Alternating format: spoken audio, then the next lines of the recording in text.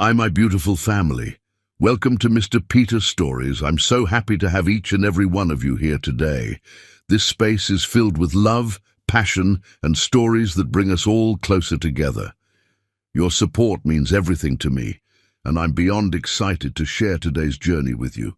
Before we begin, let's take a moment to lift our hearts in prayer. Heavenly Father, bless this beautiful family and surround them with your love and protection. Guide their hearts and minds, filling them with peace and joy each day. Thank you for the gift of this community. May we grow stronger together in your grace.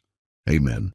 Now let's dive into today's story, and remember, the surprise is coming at the end. Stay tuned and let's share love and positivity together.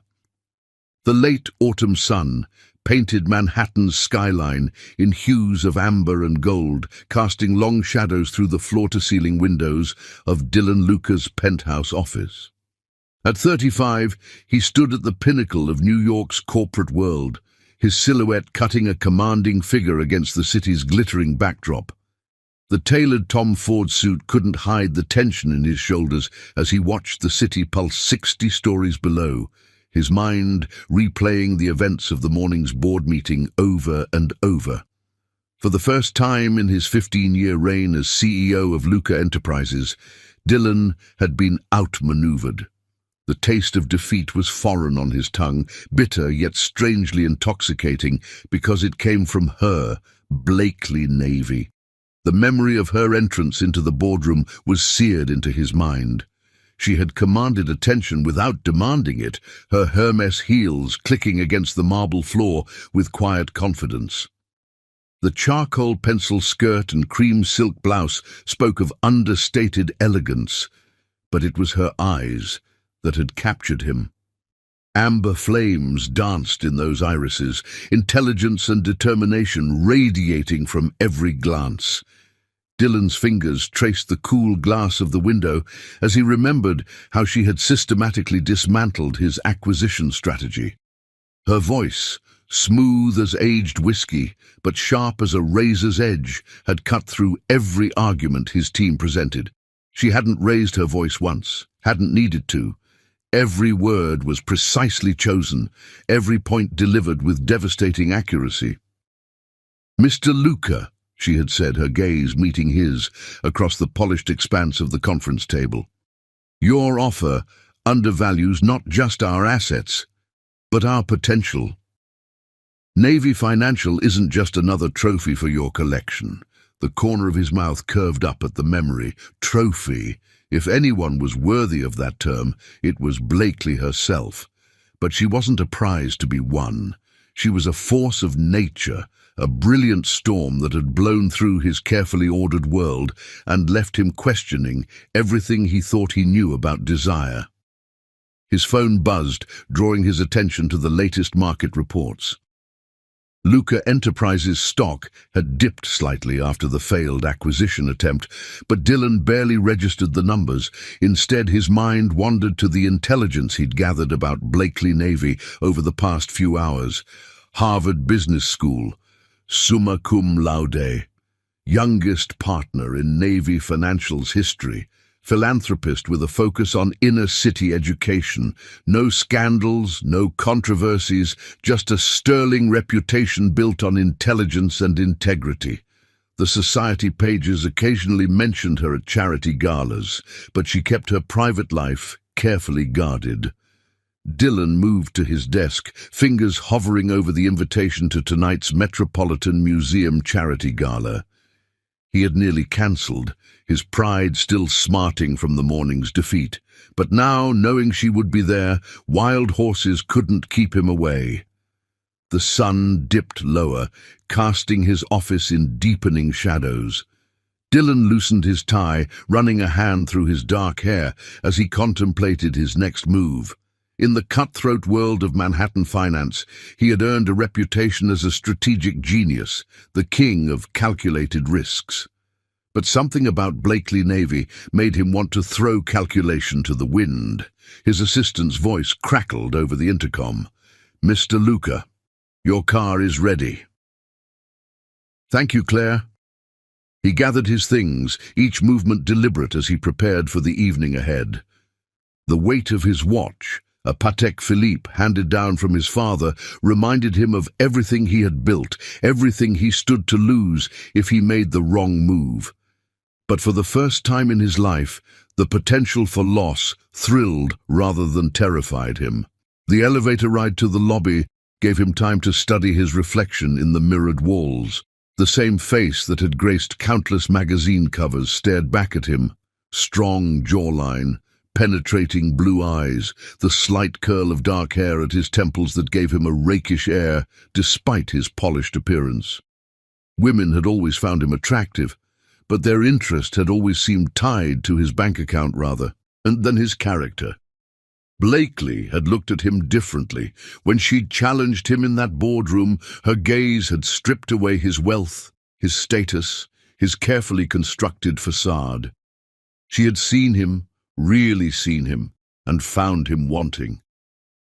The thought should have angered him, but instead it lit a fire in his chest. The lobby of Lucca Tower was quiet at this hour, his footsteps echoing across Italian marble as he made his way to the waiting car. James, his driver of 10 years, held the door with a knowing smile. "The Metropolitan Museum, sir?" "Yes, James." Dylan settled into the leather seat, his mind already racing ahead to the evening. But take the scenic route through the park. As the car glided into Manhattan traffic, Dylan found himself remembering more details from the morning. The way Blakely's fingers had wrapped around her Mont Blanc pen, the subtle fragrance of jasmine that drifted across the table when she leaned forward to make a point, the slight tilt of her head when she was considering her next move. Central Park passed by in a blur of autumn colors, but Dylan barely noticed. He was too busy planning his approach. The usual techniques wouldn't work with someone like Blakely Navy. She would see through any artificial charm, any practiced lines. For the first time in years, he would have to be completely genuine. The thought was terrifying and exhilarating. His phone buzzed again, this time with a message from his brother, Alexander. "Heard about the Navy financial deal. Tough break. Drowning your sorrows at the gala." Dylan's reply was cryptic. "Sometimes losing opens up unexpected opportunities." The car turned onto Fifth Avenue, joining the line of luxury vehicles depositing Manhattan's elite at the Metropolitan Museum's imposing entrance. Through the tinted windows, Dylan caught glimpses of flowing gowns and camera flashes. Somewhere in that glittering crowd, Blakely Navy waited. James opened the car door, and Dylan emerged into the cool evening air. The steps of the Met were illuminated like a scene from a dream, with hundreds of tiny lights twinkling in the gathering dusk. As he straightened his bow tie and prepared to ascend, Dylan felt something he hadn't experienced since his first major acquisition: butterflies in his stomach. The grand entrance hall of the Metropolitan Museum had been transformed for the evening. Crystal chandeliers cast warm light over the marble floors, while arrangements of white orchids and roses created an atmosphere of ethereal elegance. The city's most powerful figures moved through the space like pieces on a chessboard, each interaction carefully calculated for maximum advantage. Dylan accepted a glass of champagne from a passing waiter, using the moment to scan the crowd. Every few steps, someone would try to engage him in conversation about the markets, about his latest tech ventures, about the upcoming social season. He responded with practiced ease, but his attention remained divided. And then he saw her. Blakely Navy stood near the Temple of Dender, the ancient Egyptian structure providing a dramatic backdrop for her entrance. The emerald silk of her gown caught the light like liquid jewels, flowing over her curves with breathtaking elegance. Her dark skin glowed golden in the warm lighting, and her hair was swept up in an intricate style that emphasized the graceful line of her neck. She was engaged in conversation with the city's ballet director, her hands moving expressively as she spoke. Even from a distance, Dylan could see the passion in her gestures, The same intensity that had captivated him in the boardroom now directed toward what appeared to be a discussion of the arts. His heart began to race, a sensation so foreign that it took him a moment to identify it.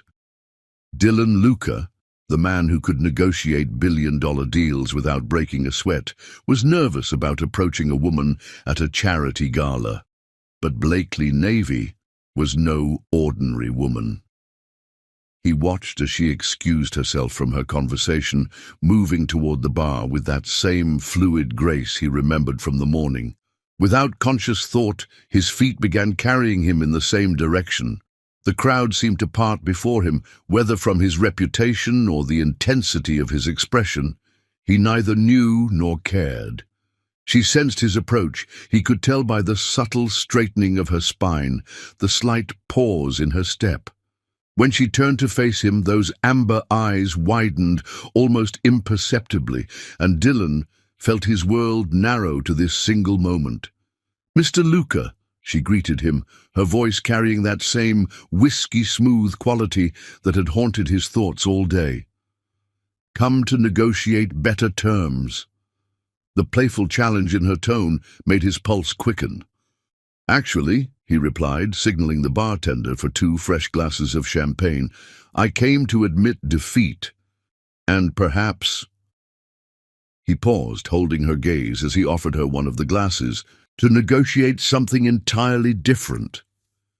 A hint of curiosity flickered across her features as she accepted the champagne.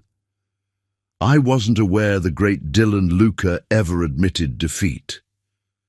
"There's a lot you don't know about me, Ms. Navy." He took a deliberate sip of his champagne, never breaking eye contact. "Though I find myself hoping to change that." The ghost of a smile played at the corners of her mouth. "Careful, Mr. Luca. People might think you're flirting with the enemy." "Enemy is such a harsh word," he countered, taking a step closer. The subtle scent of jasmine enveloped him again, making his head spin more than any champagne could. "I prefer to think of us as worthy opponents." A soft laugh escaped her lips, the sound sending shivers down his spine. "And what does a worthy opponent propose?" Dylan's voice dropped lower, meant for her ears alone.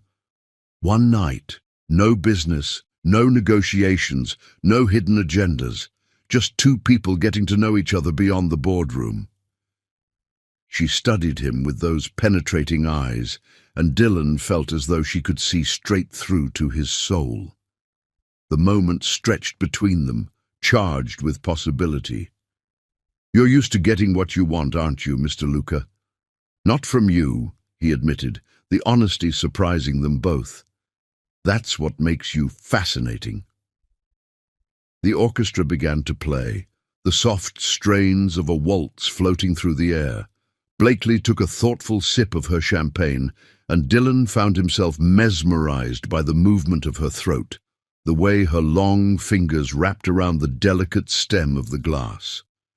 "One night," she finally said, placing her empty glass on a passing waiter's tray. "But don't mistake curiosity for surrender, Mr. Luca." "Dylan," he corrected softly, offering his hand. "If we're leaving business behind, I think we can dispense with formalities." Her fingers slipped into his, and electricity shot through his entire body. "Dylan," she tested the name, and he had never heard it sound more perfect. "Shall we see if you're as skilled at dancing as you are at corporate takeovers?" As he led her to the dance floor, Dylan knew with absolute certainty that his life would never be the same after this night. The woman in his arms had already begun to remake his world, and he couldn't wait to discover what other changes she would bring. The night stretched before them like an unwritten story, full of promise and possibility, and as they began to move to the music, their bodies finding a natural rhythm together, Dylan realized that for the first time in his life, he didn't want to be anywhere else but here, in this moment, with this extraordinary woman who had challenged everything he thought he knew about himself. The magnetic pull that had drawn him to her that morning had only grown stronger. As they danced beneath the sparkling chandeliers, surrounded by the elite of Manhattan society, Dylan Luca understood that he was standing on the edge of something profound, and for once in his life, he was ready to take a leap without calculating the risks. Because some things, he was beginning to learn, were worth risking everything for. Chapter 2. Electric Touch. The Metropolitan Museum's Grand Hall breathed with ancient magic that night, its marble columns reaching skyward like silent guardians of the evening's possibilities. Through the expansive glass ceiling, stars winked down at the gathering of New York's elite, as if they too were curious about the story unfolding beneath them. The Temple of Dender cast long shadows across the polished floor, its weathered stone a testament to enduring passions. Blakely Navy felt the weight of the evening settling around her shoulders like a silk shawl. The emerald gown she wore, a custom Versace creation, whispered against the marble floor with each step, its color a striking contrast against her dark skin. She had chosen it carefully, not for the generous donors or society photographers, but for herself. Tonight, she needed to feel invincible. The morning's victory over Luca Enterprises still sang in her veins, but it was tempered by something else, something that made her pulse quicken every time she remembered piercing blue eyes and the way they had studied her across the boardroom table. Dylan Luca had been everything the magazines claimed. Devastatingly handsome, commanding, intense. But they hadn't captured the electricity that seemed to crackle in the air around him, the magnetic pull that made it impossible to look away. She lifted a hand to touch the collar of diamonds at her throat, her grandmother's legacy and a reminder of everything she had worked for. 3 generations of Navy women had fought to create something lasting in a world that tried to deny them at every turn. She wouldn't let one magnetically attractive CEO distract her from that legacy, no matter how his gaze made her skin tingle. The string quartet's music floated through the air, mixing with the gentle murmur of conversations and the crystalline sound of champagne glasses clinking. Blakely moved through the crowd with practiced ease, accepting compliments on her successful defense against the Luca takeover with gracious smiles that never quite reached her eyes. Her mind kept drifting back to the dance they had shared, to the way Dylan's hand had felt against the small of her back, strong and sure, yet somehow gentle. "Ms. Navy," a familiar voice called, and she turned to see Richard Montgomery, one of her firm's biggest clients, approaching with his wife. "Spectacular work this morning, the way you handled Luca. I haven't seen anything like it in 20 years on Wall Street." Blakely accepted the praise with a modest nod, but before she could respond, she felt it, that electric charge in the air that meant he was near. She didn't need to turn around to know Dylan Luca had entered the room. The subtle shift in the energy of the crowd, the way conversations hushed and reformed around his presence, told her everything. "Thank you, Richard," she replied, keeping her voice steady despite the way her heart had begun to race.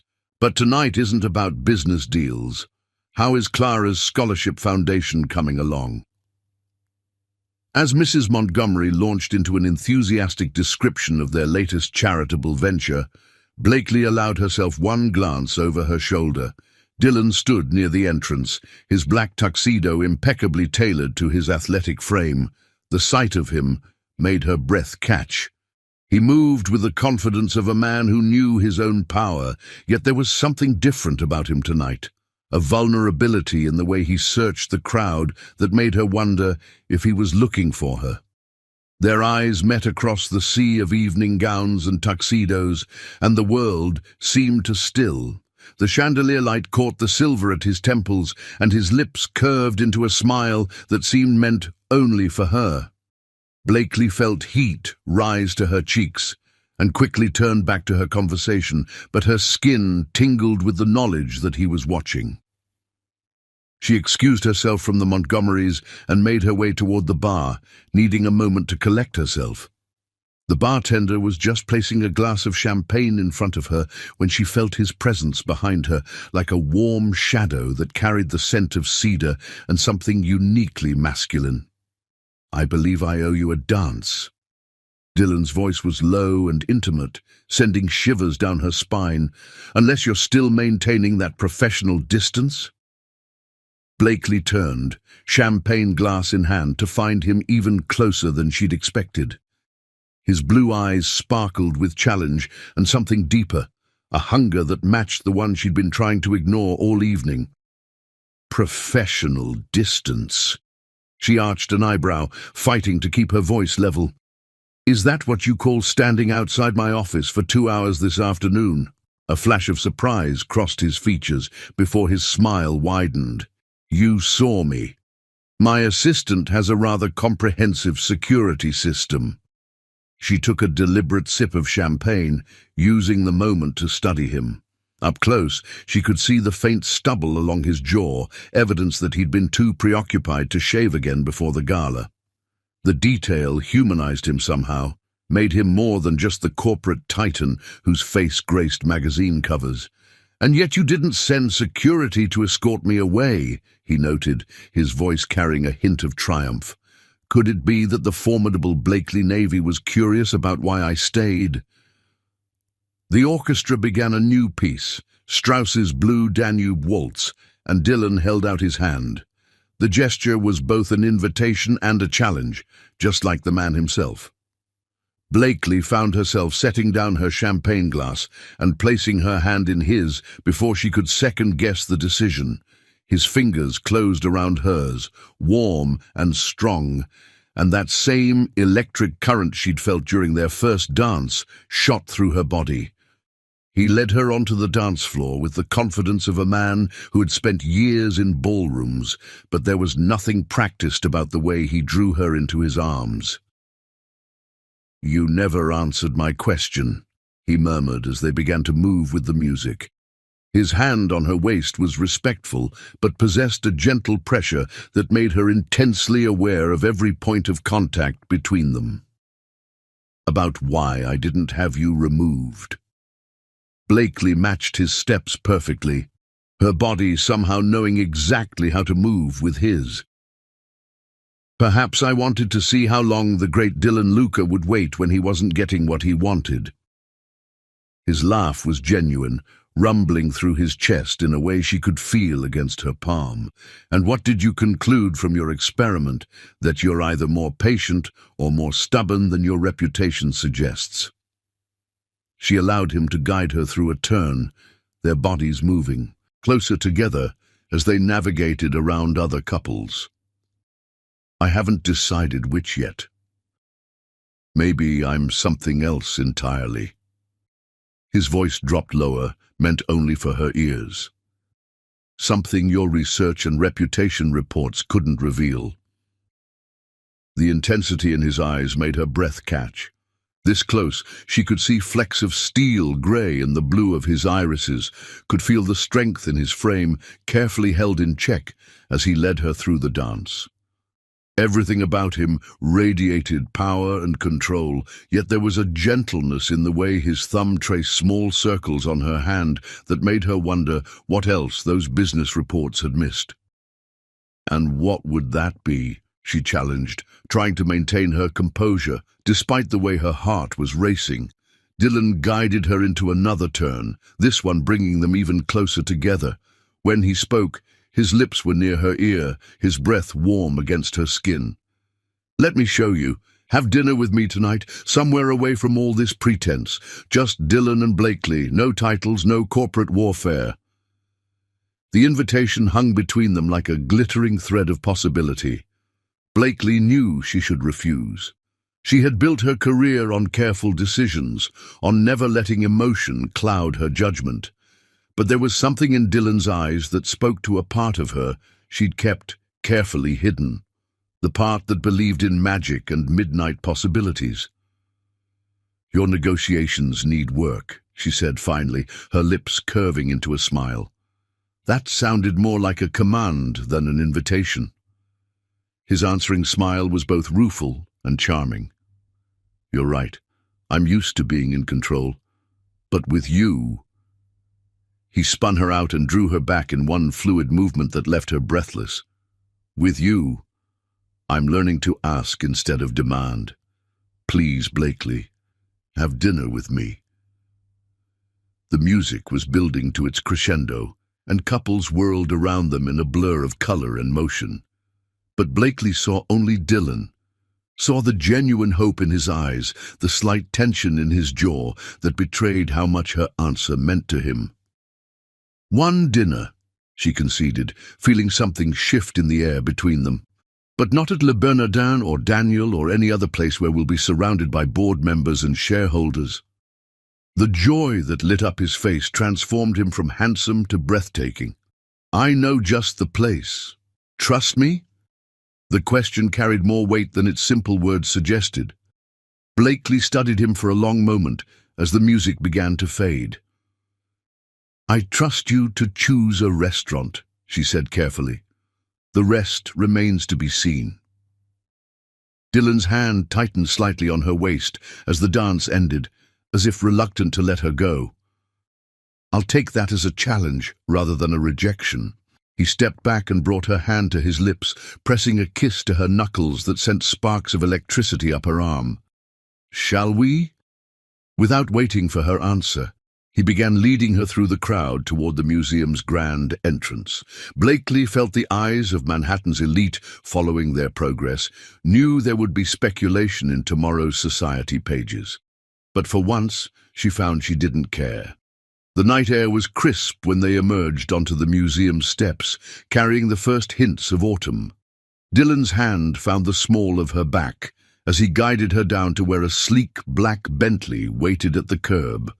The driver, James, she remembered from her background research on Luca Enterprises, held the door with a discreet smile. "After you," Dylan murmured, and as Blakely slid into the leather interior, she felt as though she was crossing a threshold that would change everything. The way Dylan looked at her as he joined her in the car, his eyes dark with promise in the city lights, told her he felt it too. As the car pulled away from the curb, Blakely Navy, the woman who had built her reputation on never taking unnecessary risks, found herself excited by the uncertainty of what lay ahead.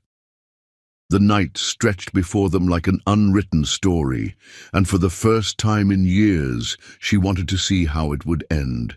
The Bentley glided through Manhattan's streets, and Blakely watched the city lights dance across Dylan's profile.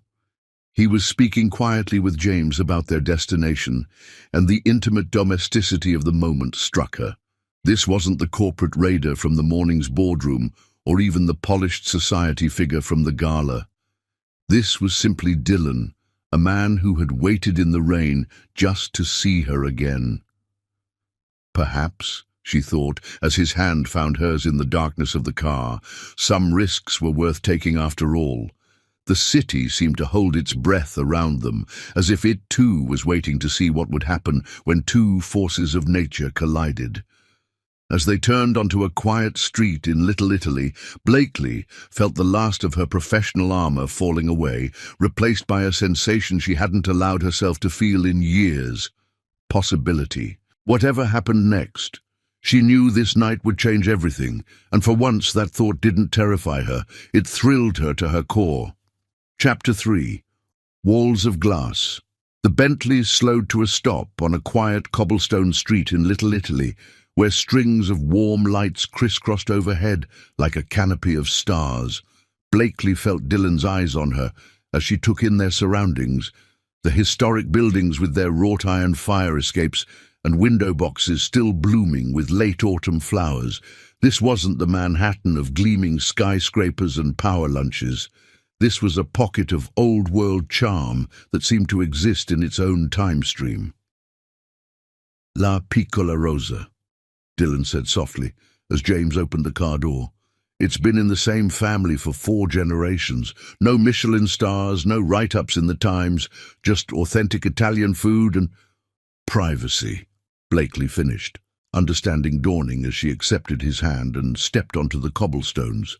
Her stilettos clicked against the ancient stone as Dylan guided her toward an unmarked wooden door with frosted glass windows that glowed warmly from within. The door opened before they reached it, and an elderly Italian woman with silver hair and laugh lines around her eyes greeted them with obvious affection.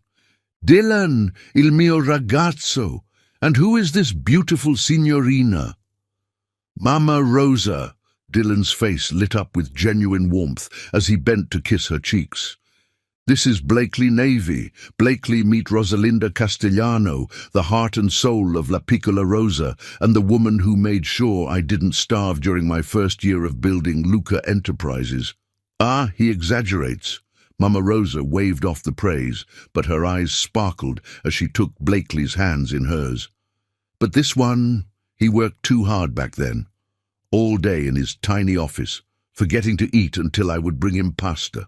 Now look at him, a big shot who still remembers his old friends." Something in Blakely's chest tightened at the image of a younger Dylan, hungry and determined, being cared for by this maternal figure. It was so far from the polished CEO image he presented to the world, yet it felt more real than any magazine profile she'd read about him. Mama Rosa led them through the intimate restaurant, past tables where couples and families sat enjoying their meals without a single phone or camera in sight. The walls were covered in black and white photographs documenting the restaurant's history, and the air was rich with the aromas of garlic, fresh herbs, and wood-fired bread. Their table was in a private alcove lit by candles and a single pendant lamp that cast a soft golden glow. A bottle of wine was already breathing in a crystal decanter, and fresh flowers, white roses and sprigs of lavender, created a simple but elegant centerpiece. Dylan held her chair with old-world courtesy, and as Blakely settled into her seat, she caught the lingering scent of his cologne, something subtle and masculine that made her pulse quicken. When he took his own seat across from her, the candlelight caught the angles of his face in a way that softened his usual intensity into something more vulnerable. "So," she said, running a finger along the stem of her wine glass, "this is where Dylan Luca goes when he's not being the king of Wall Street." His lips curved into a smile that held none of his boardroom bravado. "This is where I come to remember who I was before the titles and the acquisitions. When I first moved to New York, I had nothing but ambition and a business plan that every major investor had rejected. I couldn't afford an office, so I would sit here for hours, working on my laptop and drinking endless cups of espresso. Mama Rosa." He paused, his expression softening with memory. "She saw something in me worth believing in." Blakely felt her carefully constructed walls wavering as she watched him pour the wine, a vintage Barolo that probably cost more than most people's monthly rent, yet he served it with the same unpretentious grace that seemed to characterize this hidden sanctuary. "And now," she asked, accepting her glass, "what does the great Dylan Luca believe in?" Their eyes met over the rim of their wine glasses, and the air between them charged with electricity. "Tonight, I believe in taking chances, in the possibility that sometimes losing a corporate battle might lead to winning something far more valuable."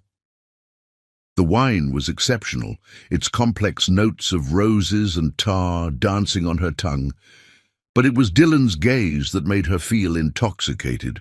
There was something disarming about him here, away from the spotlight that usually followed his every move. The sharp business suit had been replaced by an expertly tailored tuxedo that he wore with casual elegance, his bow tie now slightly loosened in a way that drew her eyes to the strong column of his throat. "You're very sure of yourself," she observed, though her tone held more warmth than criticism. "What makes you think I'm interested in being won?"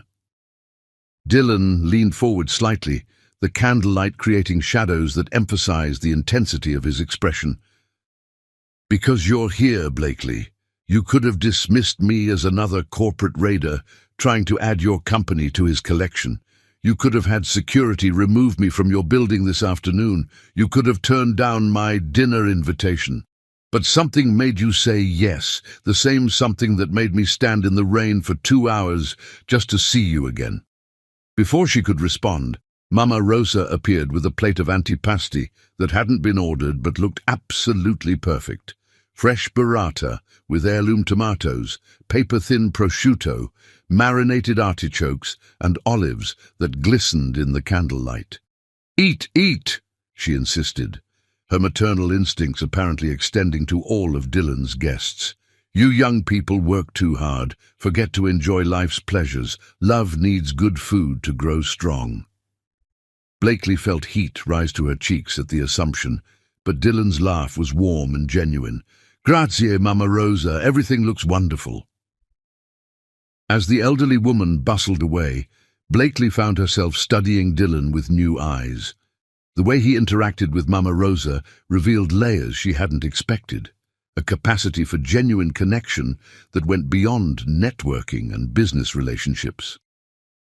"You're surprised," he noted, offering her the burrata with a gesture that managed to be both gallant and natural. "Did you expect me to take you to the latest trendy restaurant where we'd be surrounded by paparazzi and social climbers?" "Honestly, yes." Blakely accepted the offering, the fresh cheese melting on her tongue in a way that made her close her eyes briefly in pleasure. When she opened them, she found Dylan watching her with an intensity that made her breath catch. "Your reputation suggests you enjoy the spotlight." "My reputation," he said thoughtfully, swirling the wine in his glass, "is a carefully crafted tool. It serves its purpose in the business world. But here," he gestured to their intimate surroundings, "this is real. No cameras, no shareholders, no corporate strategies. Just a man hoping to know the woman behind the brilliant mind that outmaneuvered him this morning." The honesty in his voice made something shift inside her chest.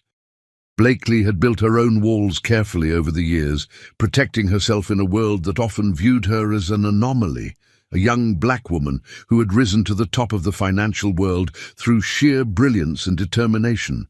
But something about Dylan's vulnerability made her want to lower those defenses just a little.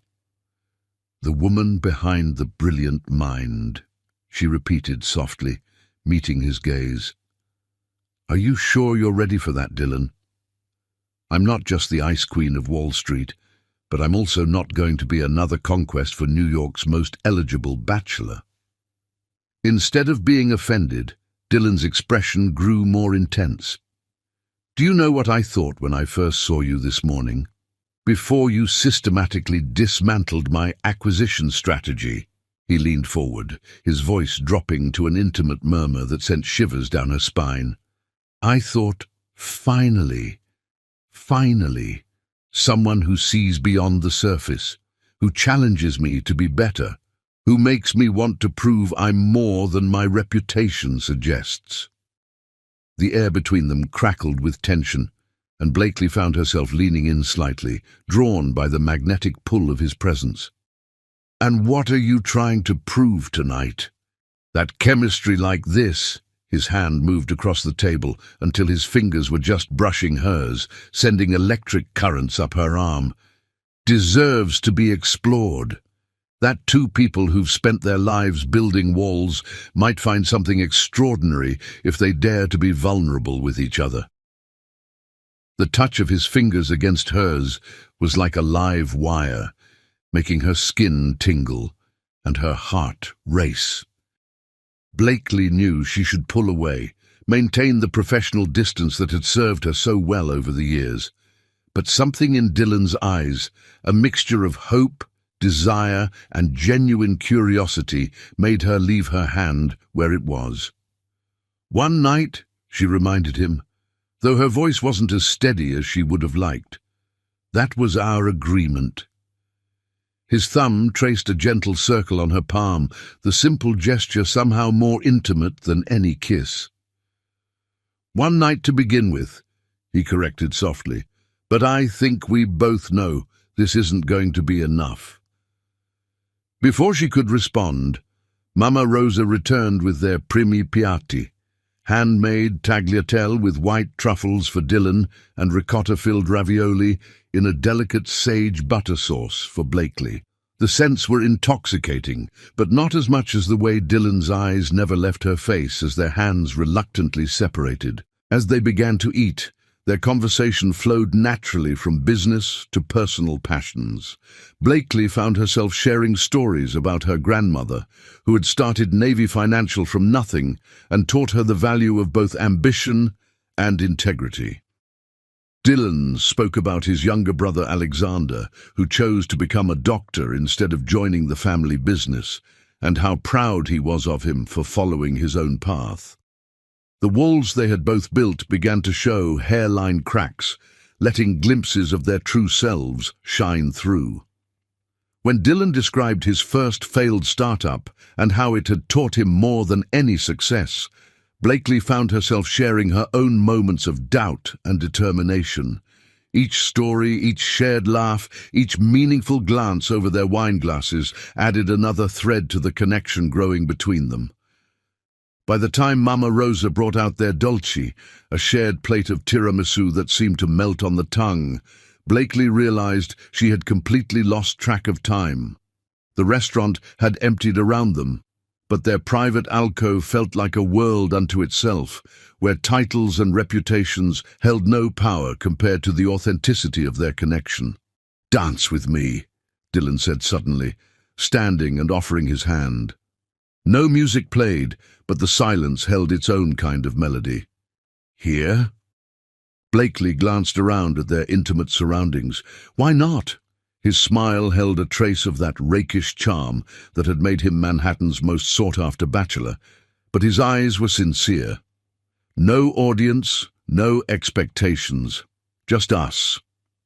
Perhaps it was the wine, or the magic of the evening, or simply the way he looked at her, like she was the only woman in the world. But Blakely found herself placing her hand in his. Dylan drew her to her feet and into his arms with gentle confidence, one hand settling at her waist while the other held hers over his heart. They swayed together in the candlelight, moving to music only they could hear. Blakely could feel Dylan's heartbeat under her palm, strong and slightly fast, matching the tempo of her own. His cologne wrapped around her like a warm embrace, and when she looked up to meet his eyes, she found him watching her with an expression that made her breath catch. "What are you thinking?" she whispered, afraid to break the spell of the moment, but needing to know. Dylan's hand tightened slightly at her waist, drawing her imperceptibly closer. "I'm thinking that I've never felt more alive than I do right now, dancing with no music in an empty restaurant with a woman who challenges everything I thought I knew about myself." The honesty in his voice made her walls tremble dangerously. "Dylan." "I know," he murmured, his thumb tracing patterns on her lower back that sent shivers up her spine. "One night, no expectations, but Blakely." He pulled back just enough to meet her eyes, and the intensity of his gaze took her breath away. "I want you to know that whatever happens after tonight, this is real. What I feel when I'm with you, it's more real than any business deal or corporate victory I've ever experienced." Blakely felt herself swaying closer, drawn by the gravity of his presence and the truth she saw in his eyes. Their faces were inches apart now, and she could feel the warmth of his breath against her lips. The moment stretched between them like a thread of gold, fragile and precious.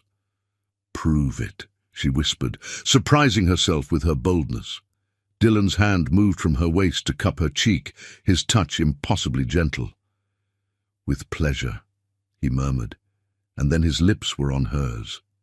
The kiss was soft at first, a question more than a demand, but when Blakely's lips parted beneath his, it deepened into something that made her knees weak. Dylan kissed like he did everything else, with focused intensity and surprising tenderness. His hand slid into her hair, careful not to disturb its elegant style, while his other arm wrapped around her waist, supporting her as she melted against him. When they finally broke apart, both slightly breathless, Blakely found herself clinging to his shoulders. Dylan rested his forehead against hers, his breath uneven. "Still think this is just about winning?" he asked softly. Blakely looked up into his eyes, seeing past the powerful CEO to the man beneath, a man who had waited in the rain just to see her smile, who remembered the names of restaurant staff and treated them like family, who looked at her like she was something precious rather than just another acquisition target. "No," she admitted, running her fingers along the lapel of his tuxedo, "but that doesn't make it any less dangerous." His smile was gentle but determined. The best things in life usually are. He pressed a soft kiss to her forehead. "Let me take you home." The ride back to her brownstone was charged with unspoken possibilities. They sat closer than strictly necessary in the back of the Bentley, their fingers intertwined on the leather seat between them. The city lights painted patterns across their faces as they moved through the quiet streets, each lost in thoughts of what this night meant and what might come next. When they reached her gate, Dylan helped her out of the car with the same gentlemanly grace he'd shown all evening. But as they stood there, beneath the amber glow of the street lamp, Blakely felt the weight of choice pressing down on her. "Thank you for dinner," she said softly, her hand still in his. "It was just the beginning," Dylan finished, bringing her hand to his lips for a kiss that made her pulse race. "Sweet dreams, Blakely Navy." As she watched him return to the car, Blakely touched her lips, still tingling from their kiss.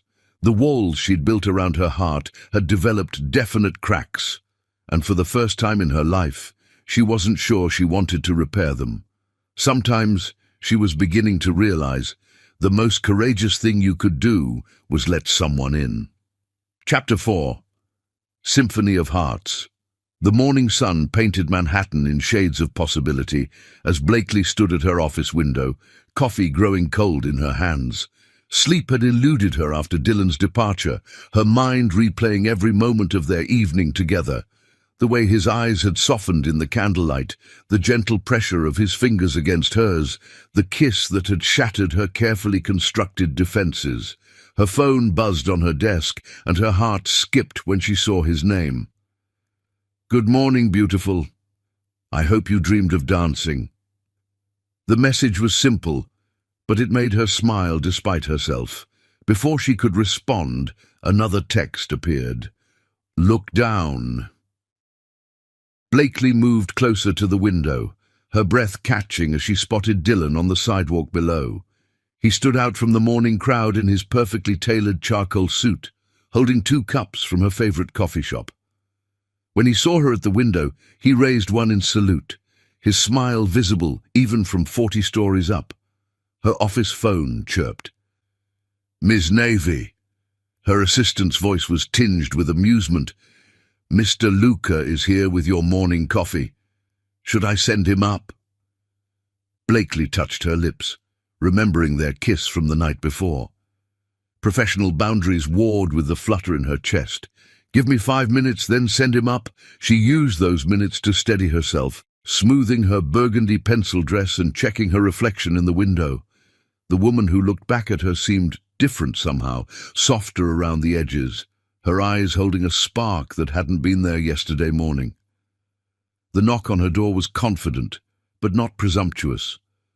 When she called, "Come in," Dylan entered with the same magnetic presence she remembered, but there was something new in his expression, a warmth that made her pulse quicken. "Double espresso with a splash of oat milk," he said, placing one of the cups on her desk.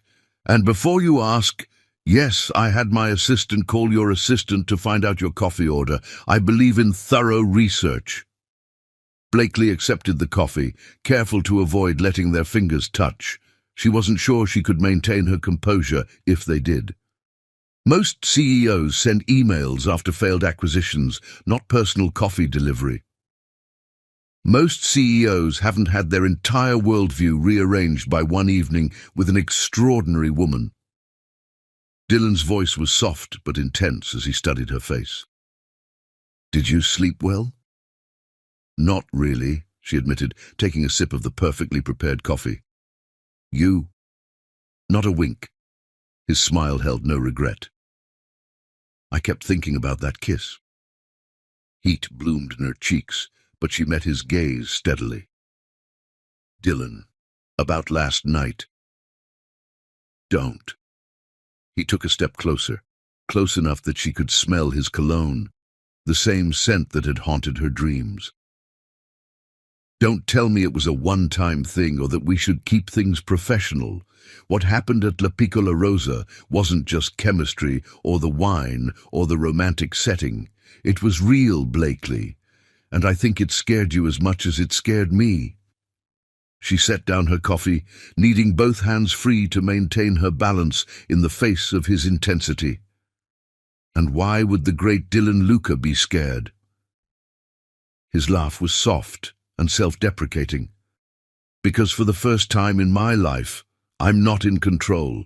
Because every carefully laid plan, every strategic move I've ever made seems meaningless compared to the way I feel when you look at me. Because I've built an empire on calculating risks, but there's nothing calculated about what's happening between us. Blakely's heart thundered in her chest as he moved closer still, near enough now that she had to tilt her head back to maintain eye contact. And what exactly is happening between us? Instead of answering, Dylan reached out slowly, giving her time to step away if she chose. When she remained still, his fingers traced the line of her jaw with exquisite gentleness. Let me show you. Have dinner with me again tonight. Dylan. She meant it to sound like a protest, but it came out more like a plea. Not at a restaurant this time, he continued, his thumb brushing her lower lip in a way that made her breath hitch. Let me cook for you. No pretenses, no interruptions, just us. The invitation hung in the air between them, heavy with possibility. Blakely knew she should refuse. One magical evening was one thing, but a second date, in his home no less, would mean acknowledging that this was more than a momentary lapse in judgment. I have a board meeting tonight, she said, but even to her own ears it sounded like a weak excuse. It ends at 7. I had my assistant check. His smile was both sheepish and unrepentant. I told you I believe in thorough research. A laugh escaped her despite herself. You're impossible. I prefer determined. His hand moved to cup her cheek, and Blakely found herself leaning into his touch. Say yes, Blakely. Let me prove that last night was just the beginning. She should say no. She should step back, establish professional boundaries, protect the empire she'd worked so hard to build. But looking into Dylan's eyes, seeing the mixture of hope and vulnerability there, she found herself nodding. Yes, she whispered, and was rewarded with a smile that could have lit up the Manhattan skyline. Dylan's thumb stroked her cheekbone once more before he reluctantly stepped back. I'll send a car at 7:30. Wear something comfortable, no power suits allowed. As he turned to leave, Blakely called after him, Dylan? When he looked back, she allowed herself a small smile. Thank you for the coffee. His answering grin was boyish and charming. Thank you for the second chance. After he left, Blakely sank into her chair, her heart racing. Through her window, she watched him emerge onto the street below, his stride confident but lighter somehow, as if a weight had been lifted from his shoulders. Just before he disappeared into the crowd, he looked up, and even from 40 stories away, she could feel the intensity of his gaze. The day passed in a blur of meetings and phone calls, but underneath her professional exterior, Blakely's mind kept drifting to the evening ahead. By 7:15, she had changed into a casual silk blouse and flowing palazzo pants, her hair loose around her shoulders in the way she'd noticed Dylan watching the night before. True to his word, a car waited for her at 7:30. But instead of the formal Bentley, she found a classic Aston Martin DB5, with Dylan himself behind the wheel. "I thought about sending James," he said as he opened the passenger door, "but I couldn't wait another minute to see you." The drive to his penthouse was filled with comfortable silence and stolen glances.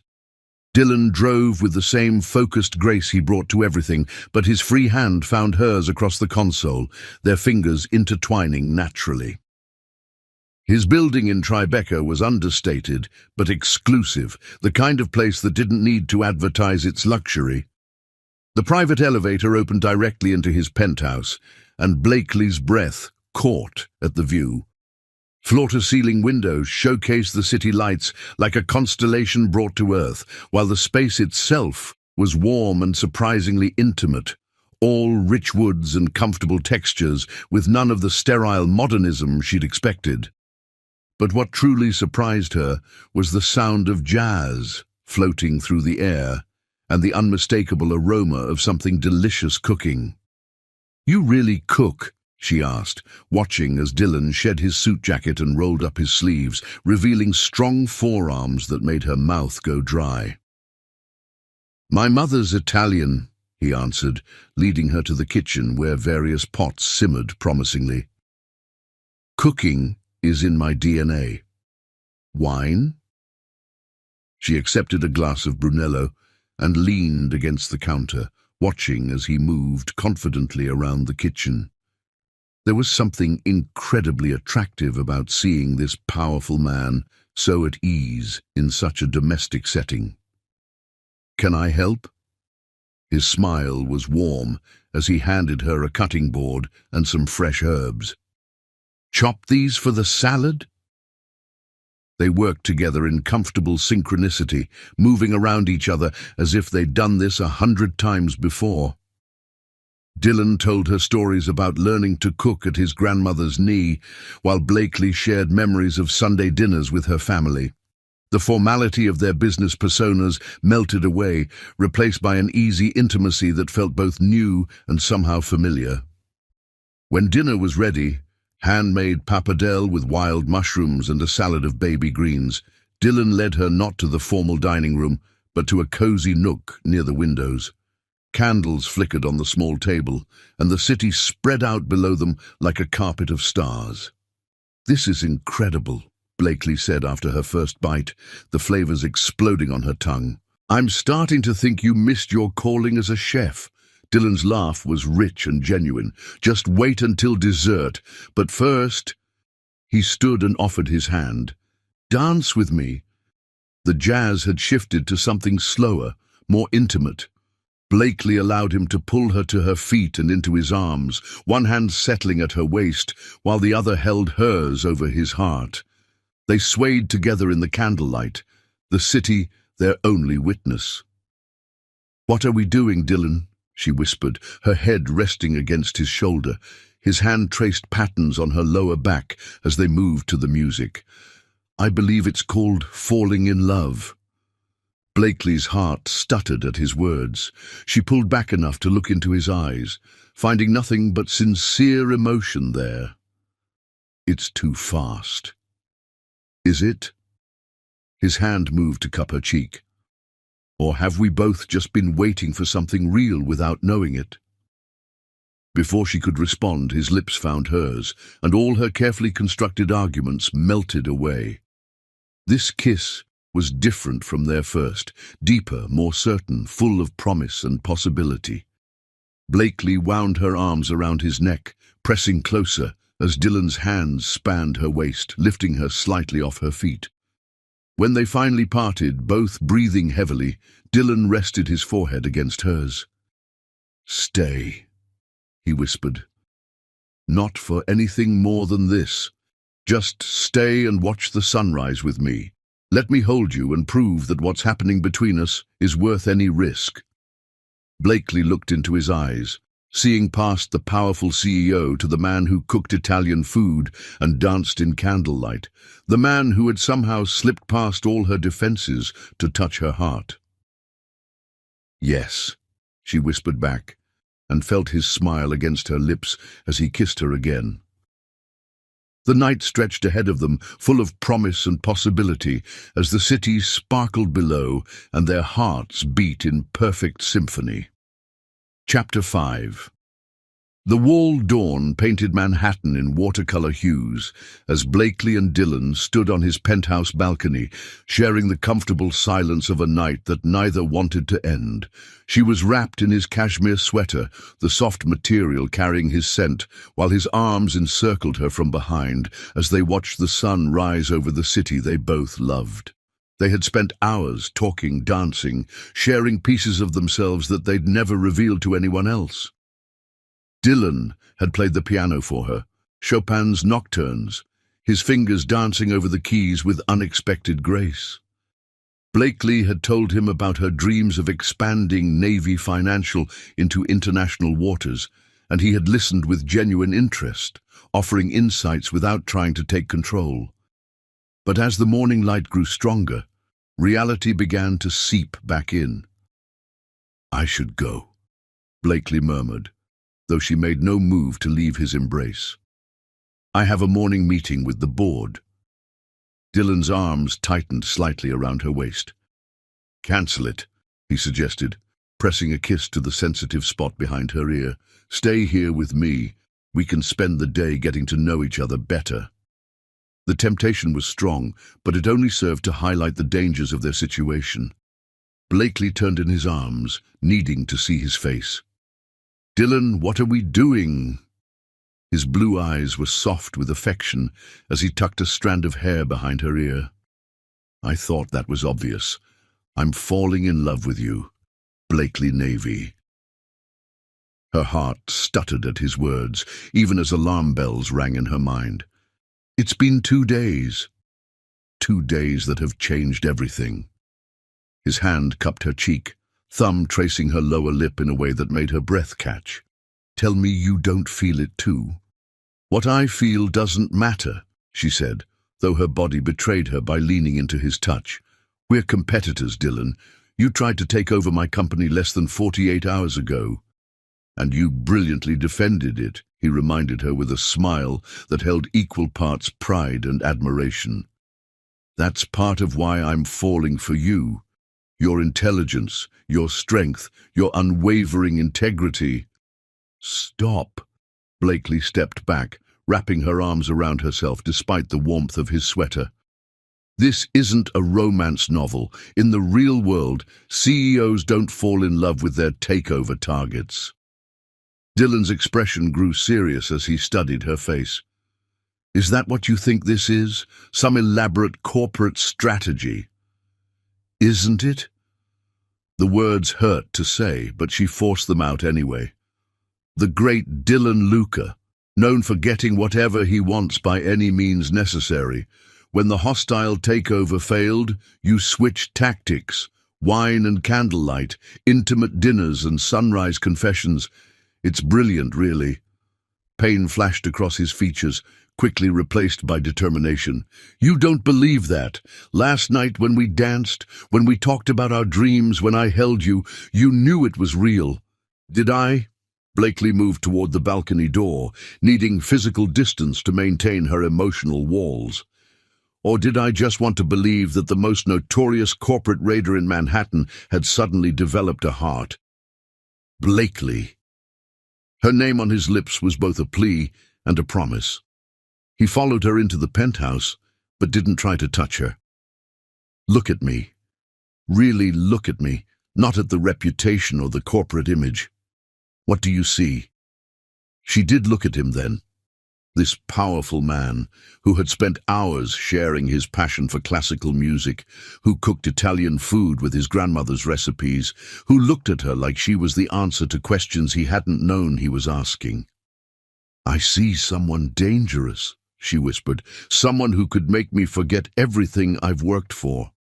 Or someone who could help you achieve even more." Dylan took a careful step closer, his hands raised as if approaching a spooked animal. "We're stronger together, Blakely, not as corporate entities but as people.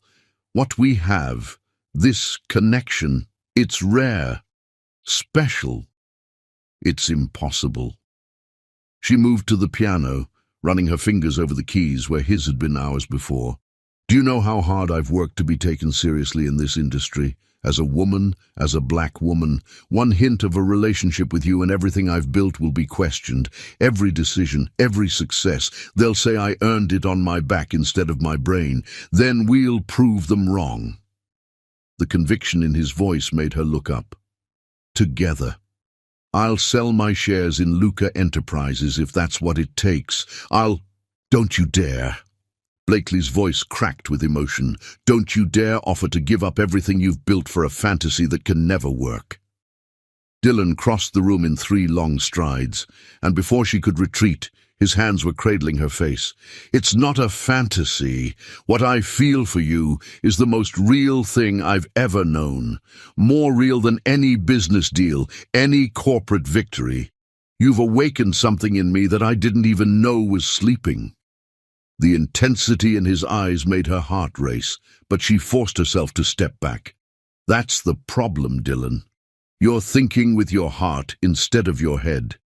But I can't afford that luxury. I have responsibilities to my shareholders, to my employees, to every little girl who looks at me and sees what's possible. And what about your responsibility to yourself? His voice was gentle, but insistent. To your own happiness.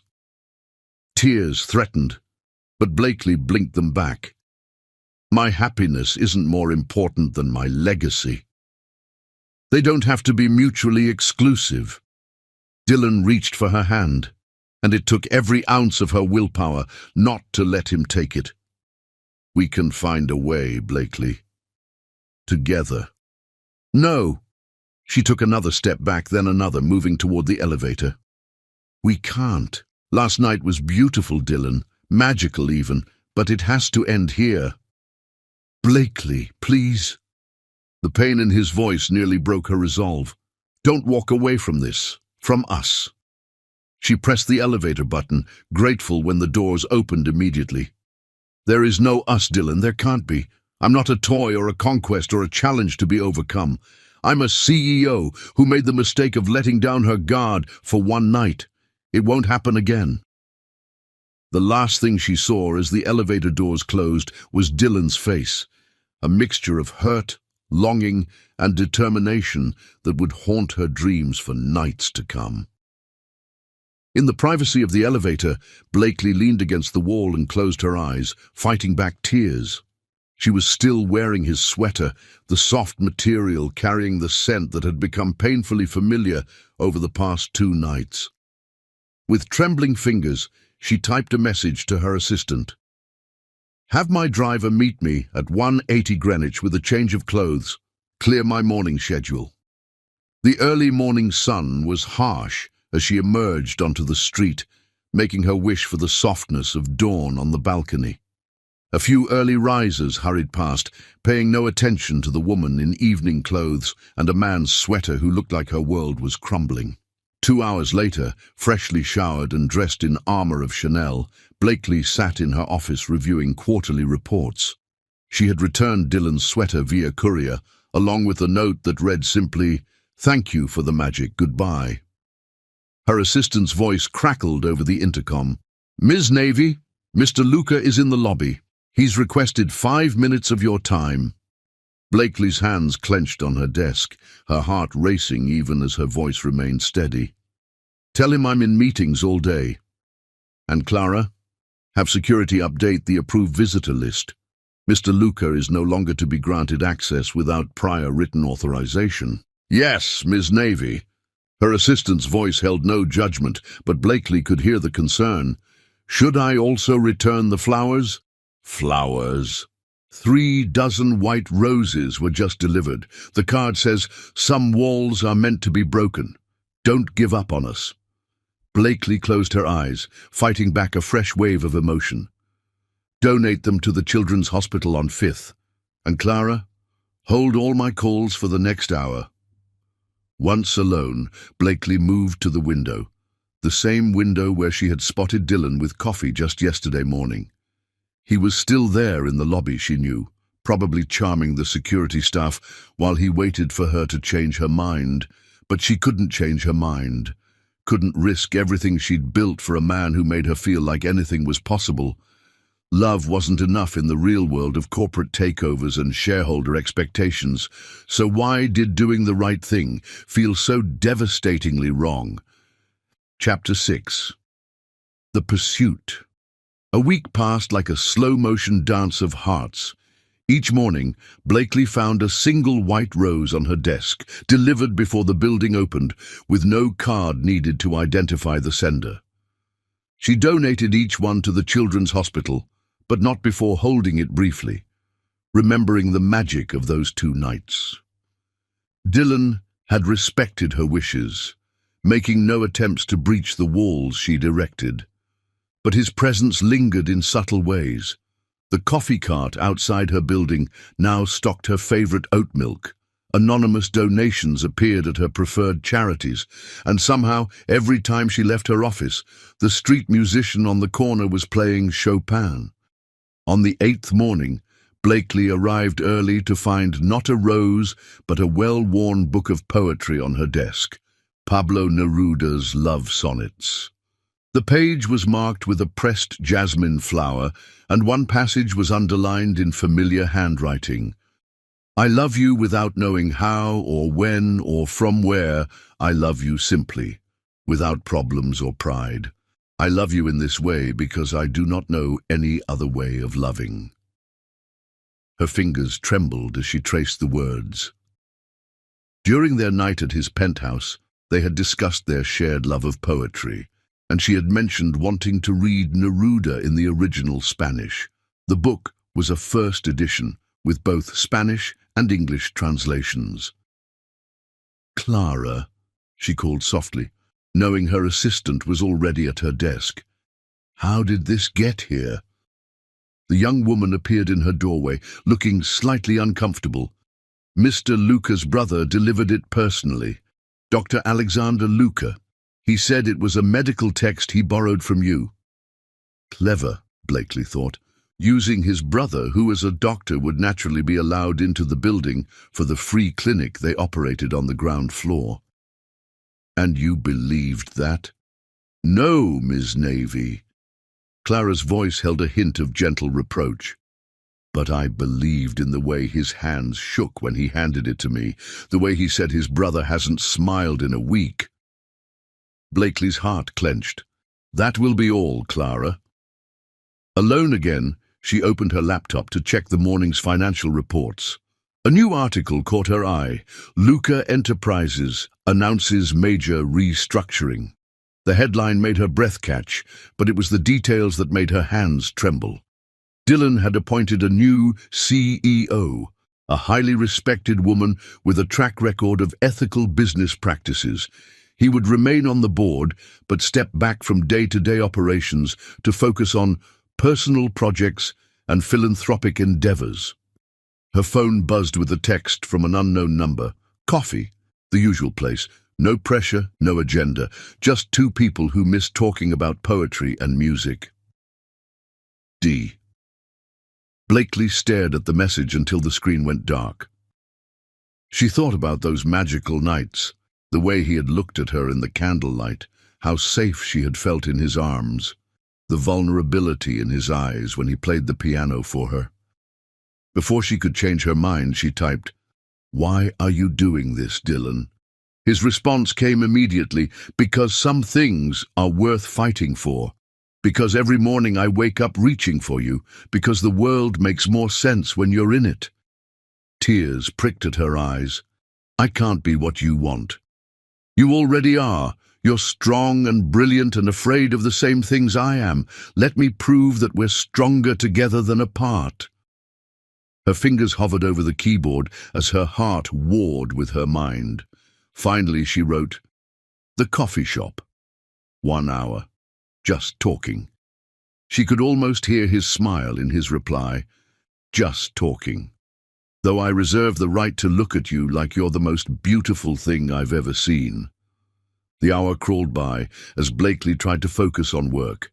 She changed her outfit twice, settling on a casual cream sweater and tailored pants.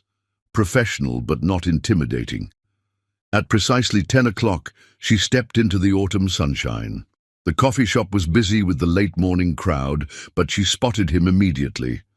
Dylan sat at a corner table, 2 cups already waiting. He had dressed down as well, in a charcoal sweater that made his eyes look stormy.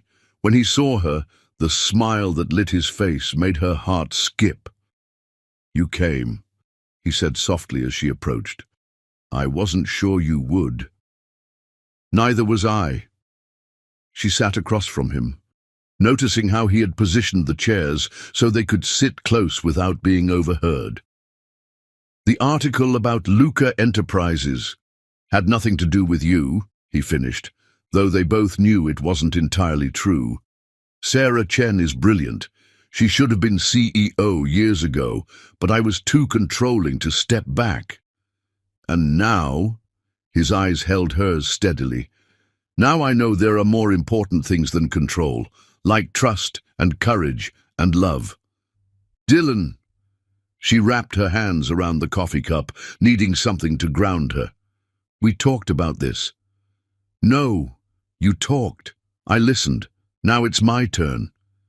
He leaned forward, his voice low and intense.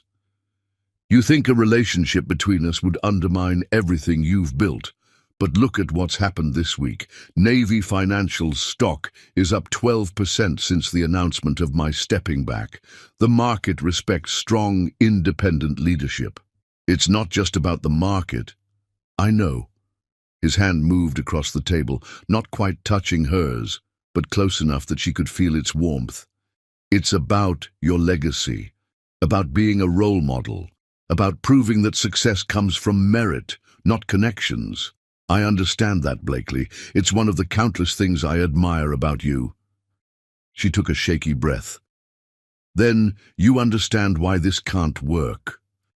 "No, I understand why you're afraid, but fear isn't the same as impossibility." His fingers brushed hers briefly, sending electricity up her arm. "What if we took it slow? No public appearances, no corporate entanglements, just 2 people getting to know each other, seeing where this connection leads. And if it leads nowhere?" His smile was gentle but determined. "Then at least we'll know we tried." "But Blakely—" He reached into his pocket and pulled out a folded piece of paper. "Read this first. Please." She unfolded the paper to find a press release dated for the following week. Her eyes widened as she read, "Luca Enterprises announces the creation of the Future Leaders Foundation, a $100 million initiative to support women and minorities in business leadership.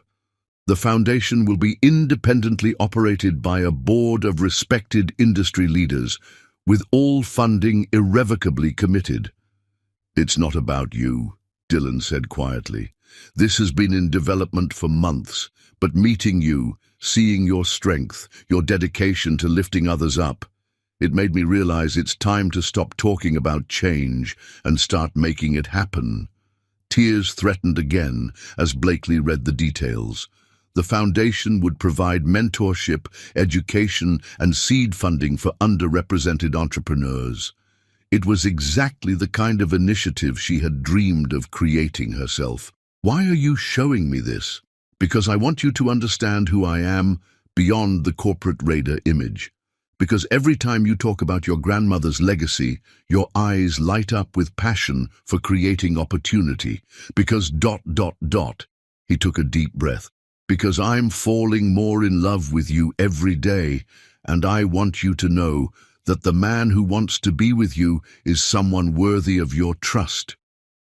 Blakely looked into his eyes, seeing past the powerful CEO to the man who had spent a week finding quiet ways to show her his heart.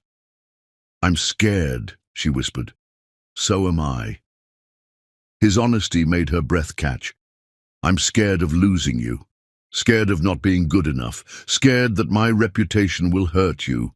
But mostly," his voice softened, "I'm scared of living the rest of my life wondering what might have been If we had been brave enough to try. A tear slipped down her cheek. Dylan reached out slowly, giving her time to pull away, and brushed it away with his thumb. "Have dinner with me," he murmured. "Not at my penthouse or a restaurant. Come to my house in the Hamptons. Just us, the ocean, and honest conversation about what we both want." "When? Tonight? Tomorrow? Whenever you're ready." His thumb traced her cheekbone before he reluctantly withdrew his hand. "I'll wait as long as you need." Blakely thought about the roses, the book of poetry, the way he had respected her boundaries while finding subtle ways to remind her of their connection. She thought about the foundation, about the changes he was making in his own life, about the vulnerability in his eyes when he admitted his fears. "Tonight," she heard herself say, "but just dinner and talking." The joy that lit his face made her heart flip. "Just dinner and talking," he agreed. "Though I reserve the right to look at you like you're my whole world." As they finished their coffee, planning the logistics of their evening, Blakely felt something shift inside her chest. The walls she had built were still there, but maybe, just maybe, they needed a door. Love, she was beginning to realize, didn't have to mean weakness. Sometimes it meant finding the strength to be vulnerable, to trust, to believe in possibilities. And Dylan Luca was definitely a possibility worth exploring. Chapter 7. The Betrayal. The Hamptons estate sat perched on a cliff overlooking the Atlantic, its weathered shingles and pristine windows reflecting the golden light of sunset. Blakely stood at the floor-to-ceiling windows of the great room, watching waves crash against the rocks below while Dylan prepared dinner in the kitchen behind her. The domestic sounds of chopping and sizzling, mixed with the soft jazz playing from hidden speakers, created an atmosphere of intimacy that made her heart ache with possibility. Their evening had started perfectly. Dylan had picked her up in a vintage Porsche, the leather seats still carrying the warmth of the afternoon sun. The drive out of the city had been filled with comfortable conversation and shared glances, his hand finding hers across the console whenever the road allowed. Now, watching him move confidently around his kitchen, sleeves rolled up, wineglass in hand, as he stirred something that smelled divine, Blakely felt her walls continuing to crack. This version of Dylan, relaxed and unguarded in his home, was dangerously easy to fall for. Her phone buzzed in her pocket, and she almost ignored it, but years of corporate responsibility made her check the screen. The message from her CFO made her blood run cold. "Emergency. Check your email now. WSJ breaking story in 10 minutes. Dylan must have noticed her sudden tension. "Everything okay?" "I need to check something," she said, already opening her email. The subject line from her CFO made her hands shake. "Hostile takeover, Luca Enterprises Shell Company." The attached documents painted a devastating picture. A shell company, traced back through layers of subsidiaries to Luca Enterprises, had been quietly acquiring Navy financial stock through multiple smaller investment firms. They were just shy of a controlling interest. The room seemed to spin as Blakely read the details. The acquisition strategy had been initiated months ago, long before their first meeting. Every move had been carefully orchestrated, including the timing of the public takeover attempt, she whispered, pieces falling into place. It was meant to fail. "Blakely!" Dylan's voice was closer now, concerned. "What's wrong?" She turned to face him, her heart shattering at the genuine worry in his eyes. Was any of it real? "What are you talking about?" Her phone buzzed again, this time with the Wall Street Journal notification. The headline screamed across her screen: "Luca Enterprises poised for hostile takeover of Navy Financial through Shell Company." This. She held up her phone, watching as the color drained from his face. The failed takeover attempt, the romantic pursuit, the stepping back from your company. It was all part of the plan, wasn't it? Make me let my guard down while your shell company acquired enough shares for control.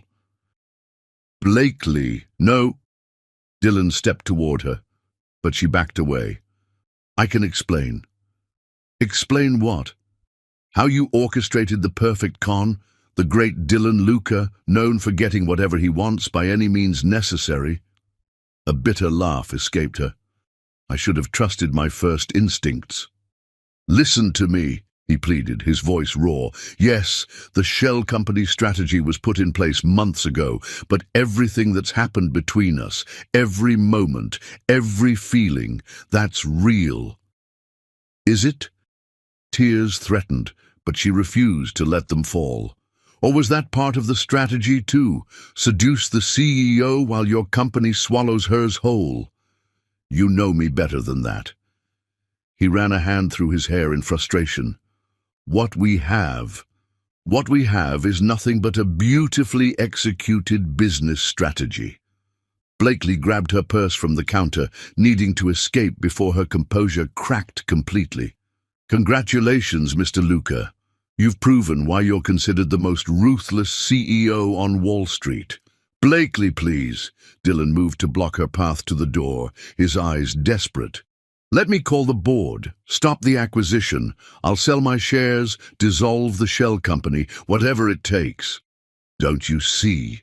It doesn't matter what you do now. The damage is done. She forced herself to meet his gaze, even as her heart broke at the pain she saw there. Every touch, every kiss, every intimate moment we shared, it was all built on lies. No, his voice cracked on the word. The acquisition plan was business, but falling in love with you, that was the most real thing that's ever happened to me.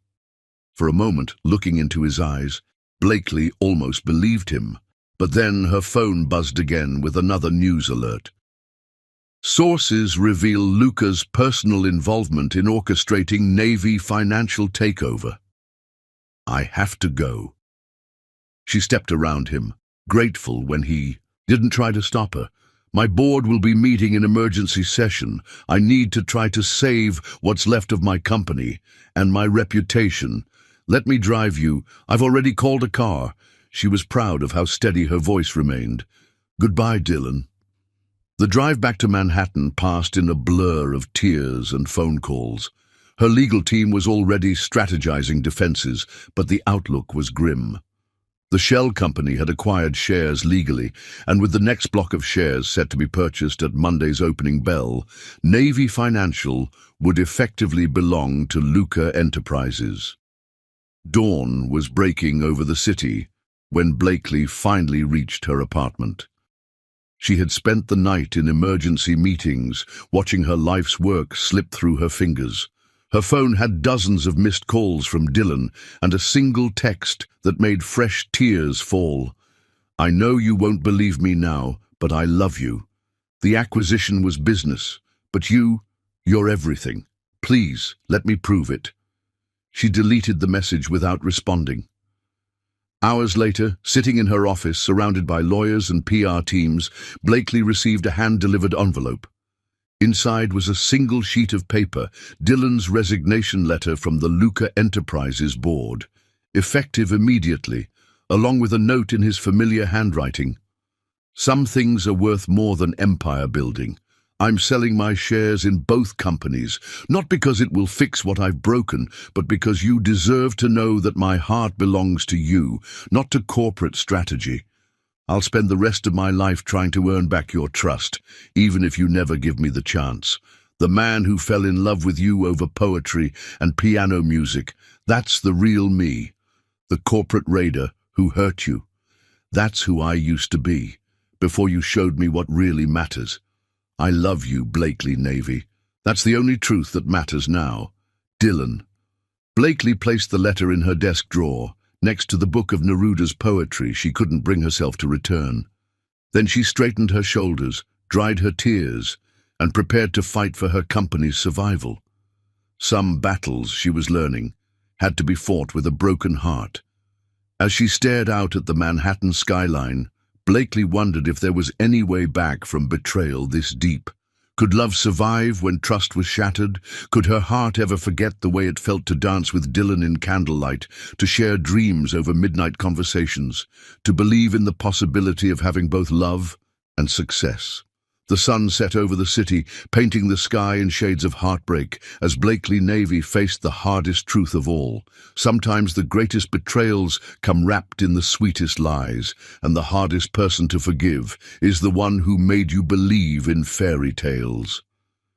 But as she touched the spine of the poetry book in her drawer, she couldn't help but wonder if somewhere beneath the betrayal lay a truth worth fighting for.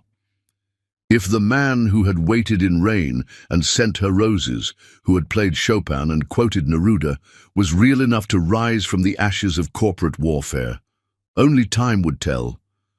For now, she had a company to save and a heart to protect. The night settled over Manhattan like a heavy curtain, full of questions without answers and dreams turned to dust. But somewhere in the city, a piano played Chopin into the darkness, and a man who had lost everything that mattered wrote resignation letters and planned redemption. Some love stories, after all, are worth fighting for, even when the fight seems impossible to win. Chapter 8. The Truth. The morning headlines hit like thunderbolts across Manhattan's financial district. Luca Enterprises CEO Dylan Luca sells controlling interest. Billionaire Dylan Luca divests from shell companies. Luca steps down.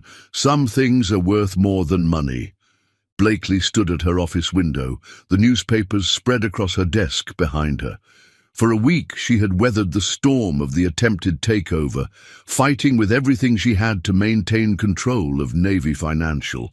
Now, as dawn painted the city in shades of possibility, she tried to understand the magnitude of what Dylan had done. Her phone buzzed with a text from her CFO.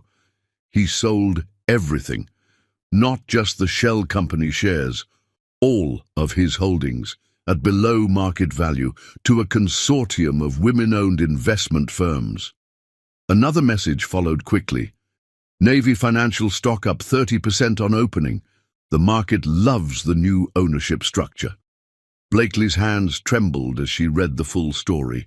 Dylan hadn't just sold his shares, he had orchestrated a complete transformation of both companies' ownership structures.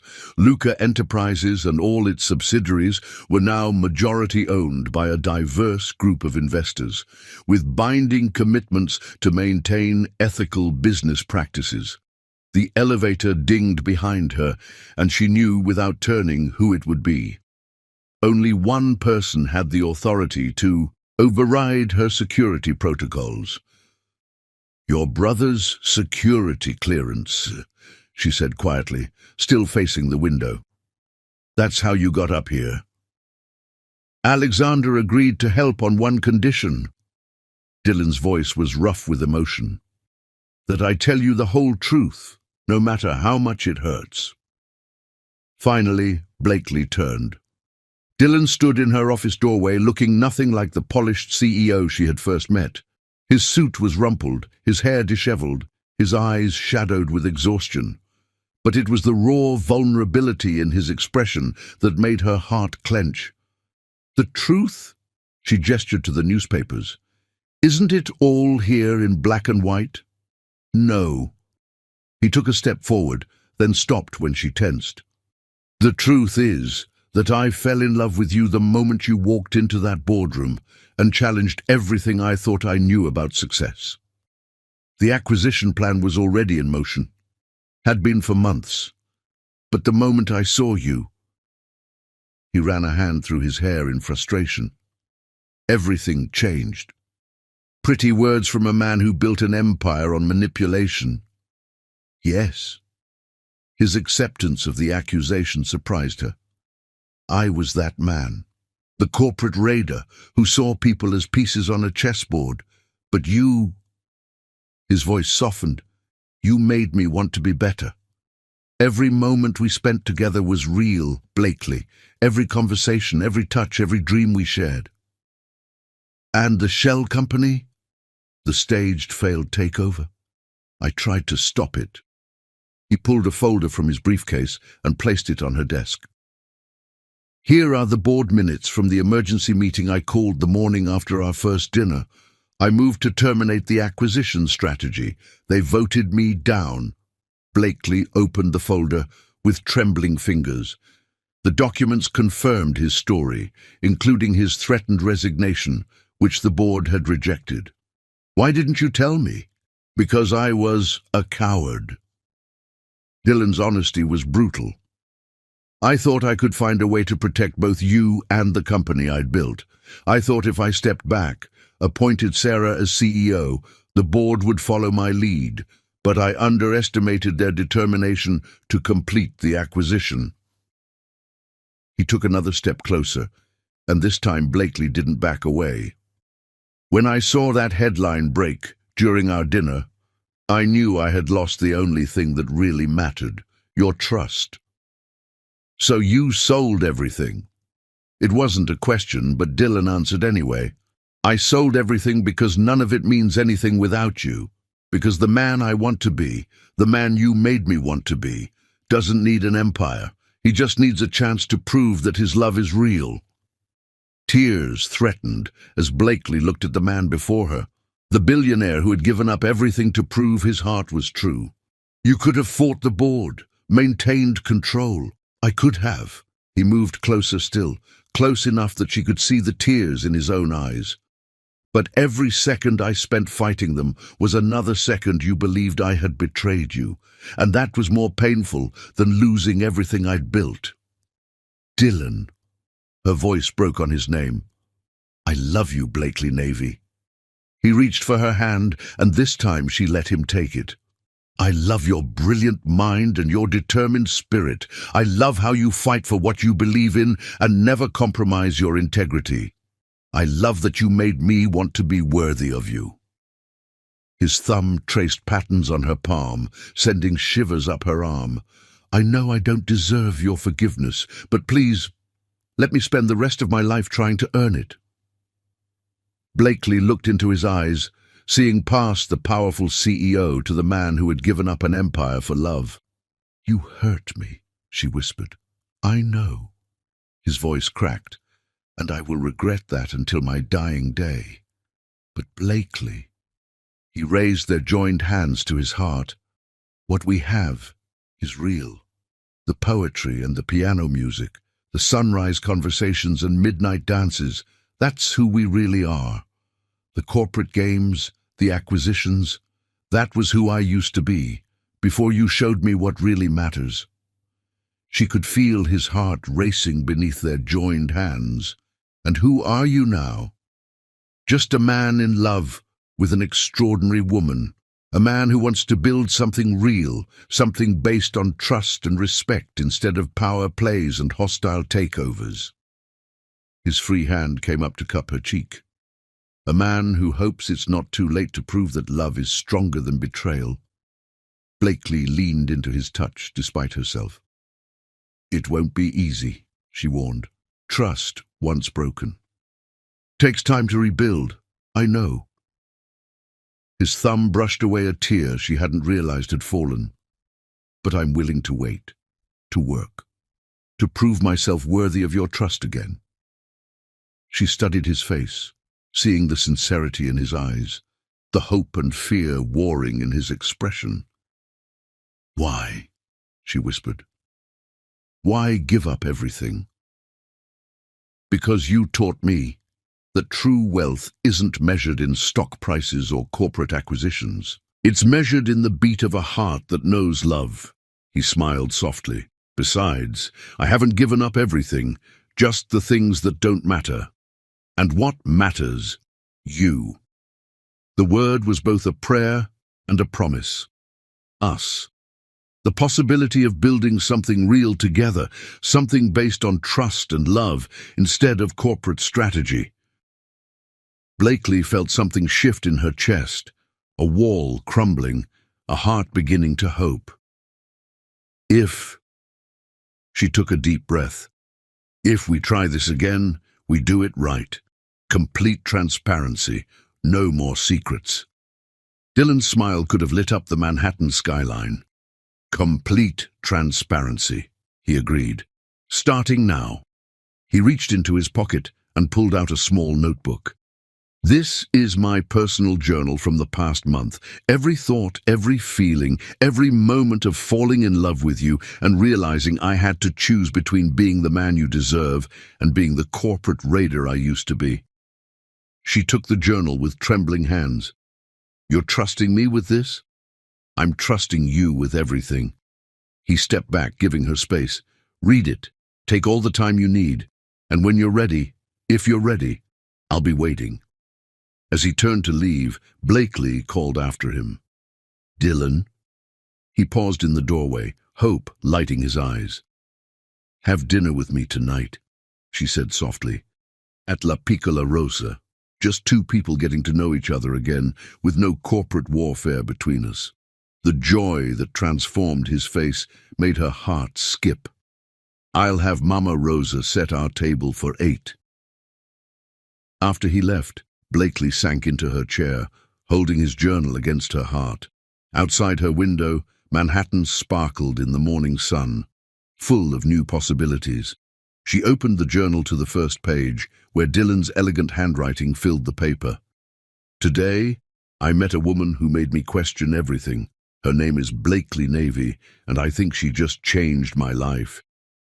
Sometimes, she was beginning to realize, the greatest truth comes after the deepest betrayal, and sometimes love is strong enough to build something new from the ashes of what was lost. She had a feeling their story was just beginning. Chapter 9. The Choice. La Piccola Rosa glowed with warmth as Blakely approached, her heels clicking softly on the familiar cobblestones.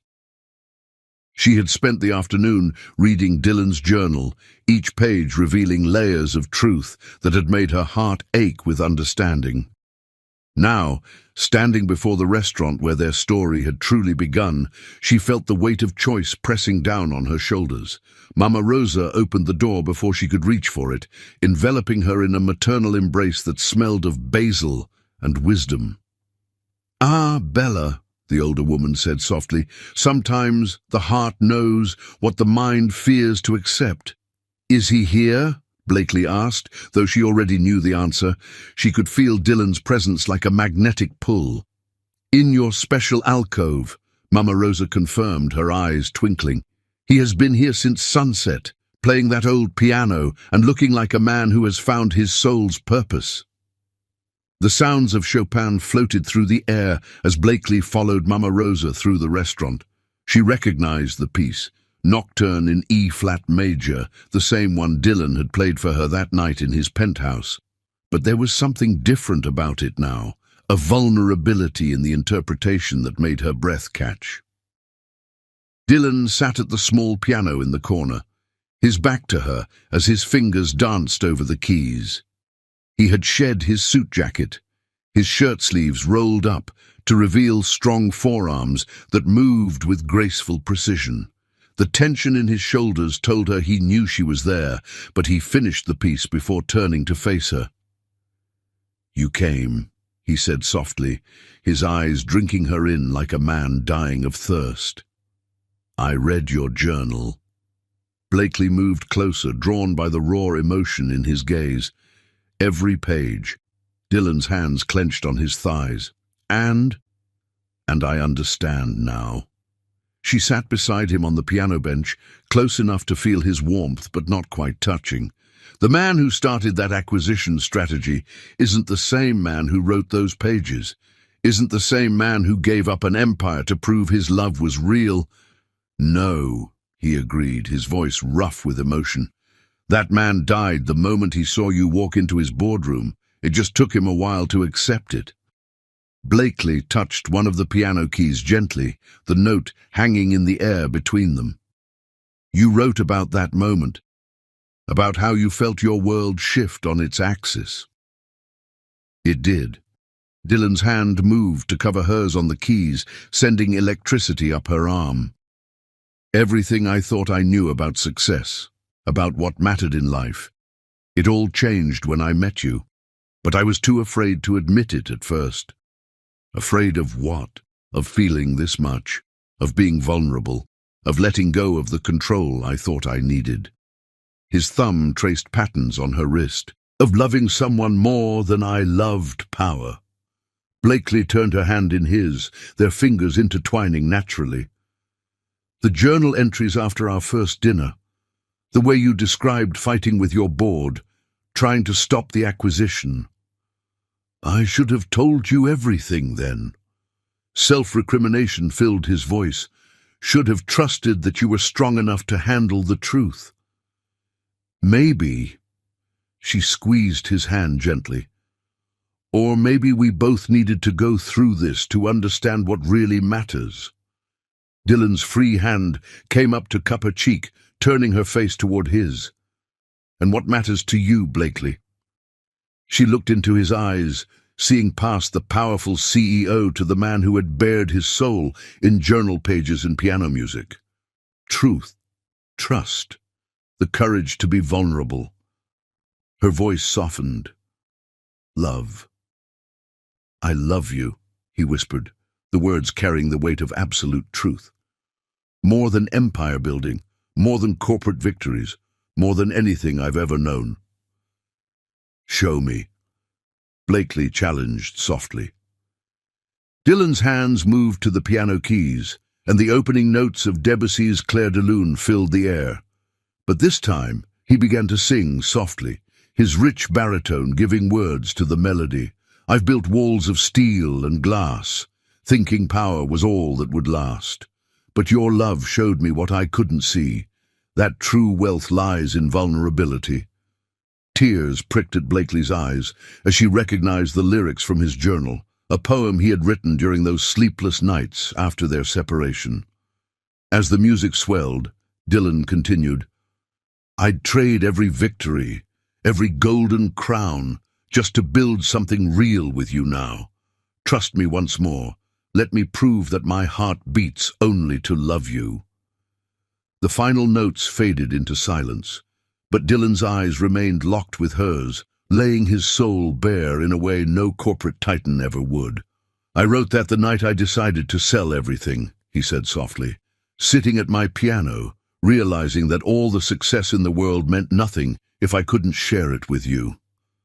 Blakely raised a hand to trace the line of his jaw, feeling the slight tremor that ran through him at her touch. You really gave up everything. No. His hand covered hers against his cheek. I gave up the things that were keeping me from everything that matters. There's a difference. And what matters now? Building something real with you. Not empires of glass and steel, but a foundation of trust and love. His other hand found her waist, drawing her closer on the piano bench. If you'll give me the chance. Blakely studied his face, seeing the truth written in every line. No more secrets. Complete transparency, he promised, in business and in love. No more corporate games. A smile touched his lips. The only game I want to play is seeing how many ways I can make you smile each day. And if I say we need to take it slow, then I'll court you properly. His voice held absolute conviction. I'll prove my love every day, in small ways and large, until you trust not just my words, but my heart. Blakely felt the last of her walls crumbling as she looked into his eyes. I do trust your heart, she whispered. That's what scares me most. Then let me show you that your trust isn't misplaced. Dylan's thumb brushed her lower lip. Let me spend the rest of my life proving that love is stronger than fear. Instead of answering with words, Blakely closed the distance between them, pressing her lips to his in a kiss that tasted of truth and new beginnings. Dylan's arms wrapped around her, pulling her closer as the kiss deepened into something that spoke of second chances and hearts finding their way home. When they finally parted, both breathing heavily, Dylan rested his forehead against hers. Is that a yes? It's a convince me, Blakely replied with a small smile. Show me this new man you've become. Show me that love really can build something stronger than corporate empires. Challenge accepted. Dylan pressed a soft kiss to her temple. Starting now. He turned back to the piano, his fingers finding the keys once more. This is something I've been working on, a piece that tells our story, from that first meeting to this moment of new beginnings. As the music began to flow, weaving together themes of challenge and surrender, passion and trust, Blakely felt her heart expanding with possibility. She leaned against Dylan's shoulder, watching his hands create beauty from ivory and emotion, and knew she had made the right choice. Sometimes love requires a leap of faith. Sometimes the greatest victories come not from conquering empires, but from surrendering to the truth in your heart. And sometimes, when you're brave enough to choose love over fear, you find that what you're building is stronger than anything that came before. The music swelled around them, filling the restaurant with promises of tomorrow, as two hearts that had been meant for each other finally found their way to truth. Chapter 10. The Storm.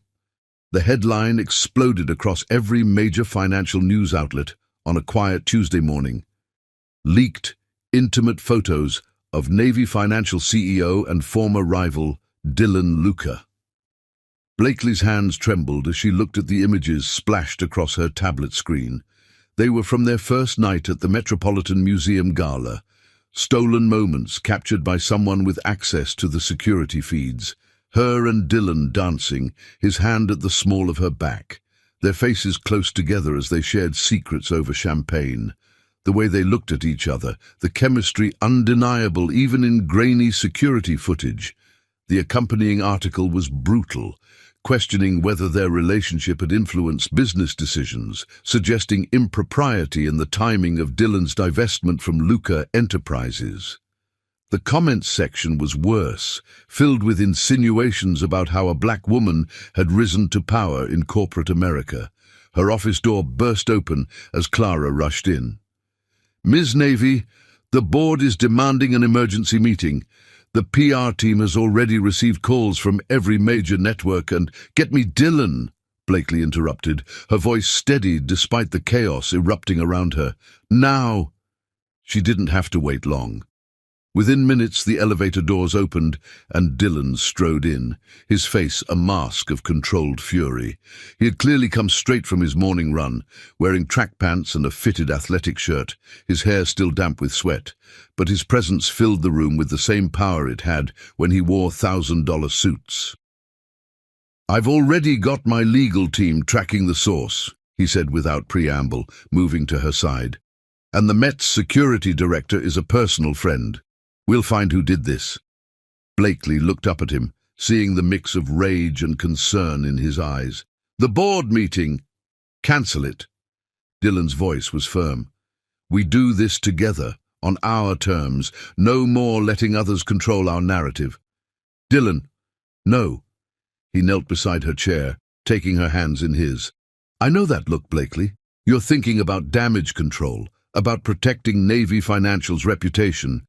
But I won't let you sacrifice us to appease small-minded people who can't understand what we have." She touched his cheek, feeling the tension in his jaw. "The comments, the implications, are beneath you." His eyes blazed with intensity. "You built Navy Financial through brilliance and determination. Anyone who suggests otherwise isn't worth your time. But the shareholders will see exactly what we show them." Dylan stood, pulling her up with him. "Trust me?" The question held echoes of their past, of trust broken and rebuilt. Blakely looked into his eyes and saw nothing but love and determination. "Yes." "Then let's face this together." He pulled out his phone, fingers flying over the screen. "Clara, call a press conference, 1 hour, in the Navy Financial lobby, and get me a suit from my office." Blakely raised an eyebrow. "You keep suits in your office?" His smile was both sheepish and charming.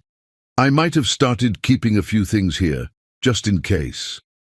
The hour passed in a whirlwind of preparation. By the time they descended to the lobby, both were immaculately dressed. Blakely in a powerful red sheath dress, Dylan in a perfectly tailored grey suit. The space was packed with reporters and cameras, all hungry for scandal. But before they could face the media, Dylan pulled Blakely into a quiet corner. "Whatever happens out there," he said softly, "remember this. I love you. Not in secret, not with shame, but proudly and completely. Let them see that truth." Tears threatened, but Blakely blinked them back. "I love you too." Dylan's smile could have lit up Manhattan. "Then let's show them what real power looks like. Two people strong enough to choose love over appearances." They stepped to the podium together, Dylan's hand warm and steady at the small of her back. The cameras exploded with flashes, questions being shouted from every direction. But when Dylan spoke, his voice commanded silence. "Yes, the photos are real." His voice carried authority and pride. "They show me falling in love with the most extraordinary woman I've ever met. A brilliant CEO who outmaneuvered me in the boardroom and then showed me that true success isn't measured in corporate acquisitions, but in the courage to be vulnerable." He turned to look at Blakely, his eyes soft with emotion. "I'm proud that these photos exist, proud that they capture the moment I realized what really matters in life, proud to stand here beside the woman who made me want to be better." Blakely stepped forward, her voice clear and strong. "The timing of these leaked photos is clearly meant to suggest impropriety. So let me be clear, every business decision made by both Navy Financial and Luca Enterprises has been thoroughly documented and approved by our respective boards. The only thing these photos prove is that sometimes love arrives in unexpected places."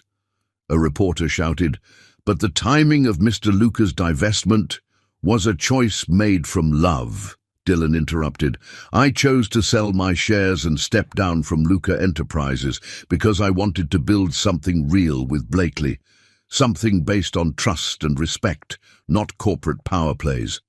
Another voice called out, "Ms. Navy, how do you respond to suggestions that I somehow manipulated one of the most powerful CEOs in Manhattan?" Blakely's voice held steel beneath its smoothness.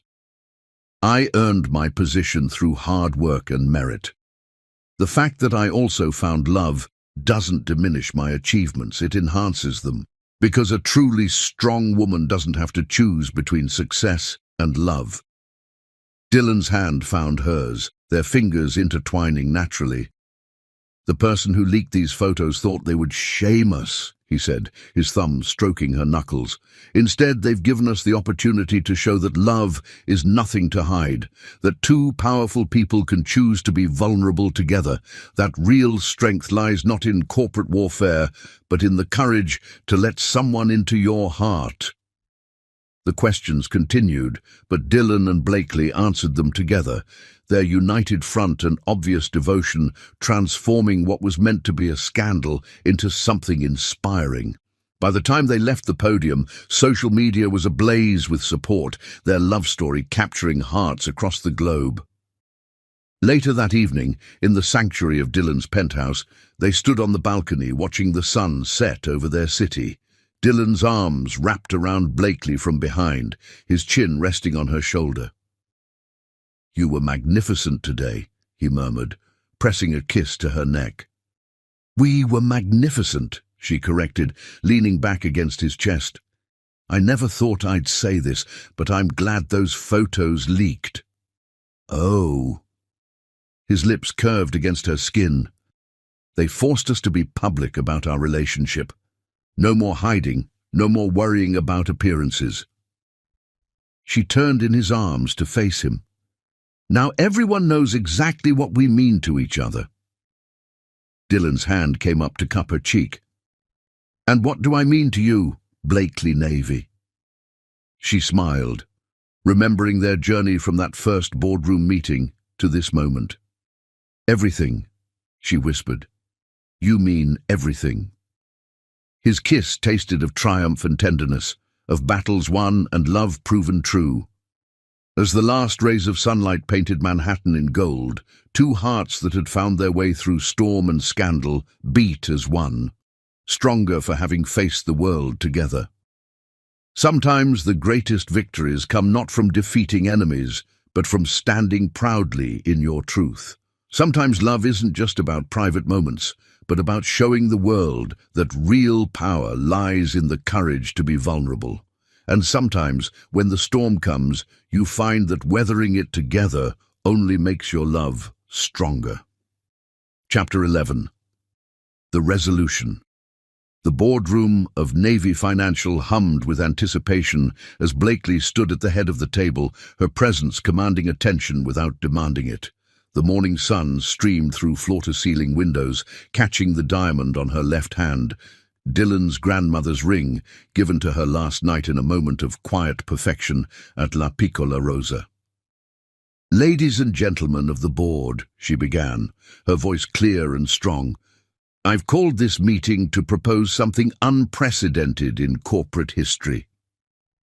The doors opened, and Dylan entered, carrying himself with the quiet confidence of a man who had found his true purpose.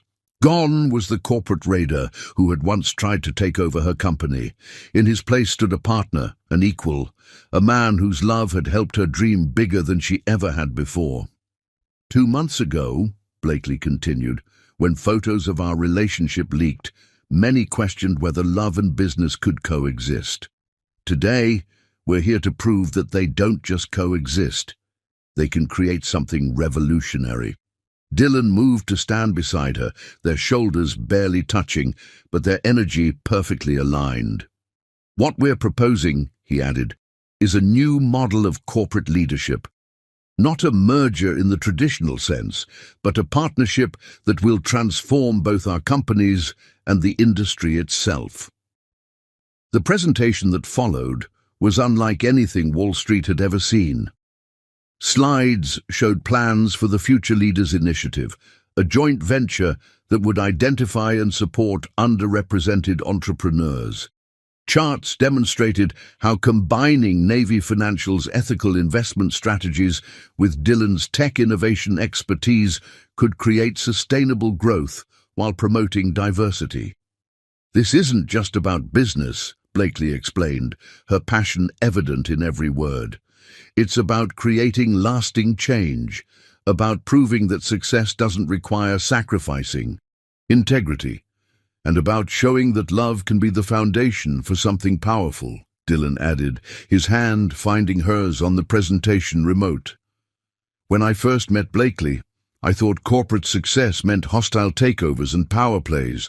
She showed me a better way." The board members exchanged glances as the scope of the proposal became clear. This wasn't just a business plan, it was a revolution in corporate culture, sparked by a love story that had captured the public's imagination. "The media attention from our relationship," Blakely continued, "has already brought unprecedented focus to issues of diversity in corporate leadership. We want to use that platform to create real change." She clicked to the next slide, showing the structure of their proposed partnership. Navy Financial would maintain its independence while collaborating with Dylan's new venture capital firm, focusing on innovative startups led by women and minorities. "Together," Dylan explained, "we'll create opportunities for those who have traditionally been excluded from corporate success, not through tokenism or quotas, but by recognizing and supporting genuine talent." The presentation continued, but something extraordinary was happening in that boardroom. As Blakely and Dylan traded off explaining different aspects of their vision, their natural synchronicity became apparent. They finished each other's sentences, anticipated each other's points, their passion and commitment creating an energy that was impossible to resist. "This is more than a business proposal," Blakely said, her voice softening as she looked at Dylan. "It's proof that when you find the right partner, in business and in life, anything is possible." Dylan's smile held all the love in the world as he took over. We're not asking for permission to change the world. We're inviting you to be part of something historic." When they finished, the silence in the boardroom was profound. Then, slowly, one of the oldest board members, a woman who had mentored Blakely's grandmother, began to applaud. Others joined in until the room filled with the sound of approval and possibility. The vote was unanimous. Later that evening, as they celebrated on Dylan's penthouse balcony, the city lights twinkled below like earthbound stars. Blakely leaned back against Dylan's chest, his arms wrapped around her waist as they savored their victory. "I wish my grandmother could see this," she murmured, touching the vintage ring that now graced her finger. "She always said true success comes from lifting others as you climb. She can see it."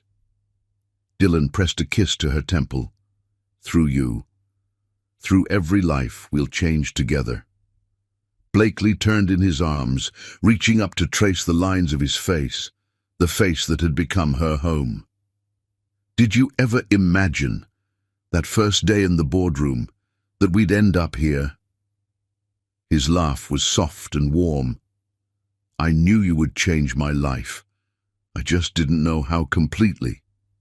His hand came up to cup her cheek.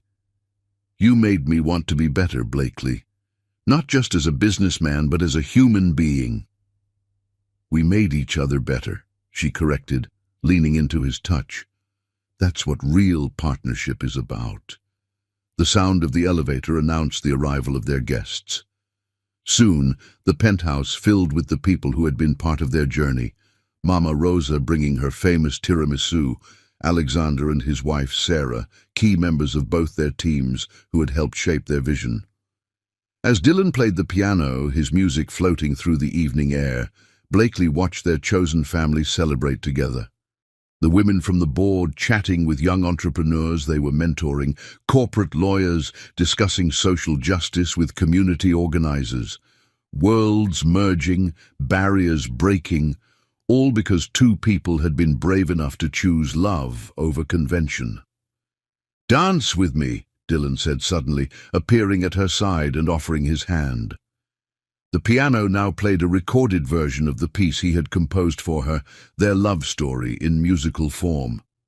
As they swayed together under the stars, Blakely remembered their first dance at the Met, how far they had come from those uncertain beginnings.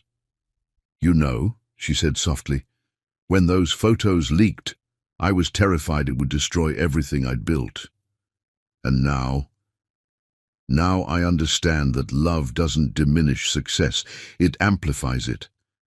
She smiled up at him. "You taught me that it's possible to have both." Dylan's arms tightened around her. "You taught me what real success looks like, that all the corporate victories in the world mean nothing without someone to share them with." Their guests had fallen silent, watching them dance with knowing smiles. These two powerful people who had found something more precious than power, more valuable than corporate empires. "I love you," Dylan murmured, his forehead resting against hers. "More than I ever thought possible." "Show me," Blakely challenged with a smile, echoing words from their past. His kiss was gentle but full of promise, a preview of all the tomorrows they would share. When they parted, their guests burst into applause and cheers, celebrating not just their love, but what it represented, the possibility of change, the power of choosing heart over ambition. Later, after their guests had gone and the city had quieted, they stood again on the balcony.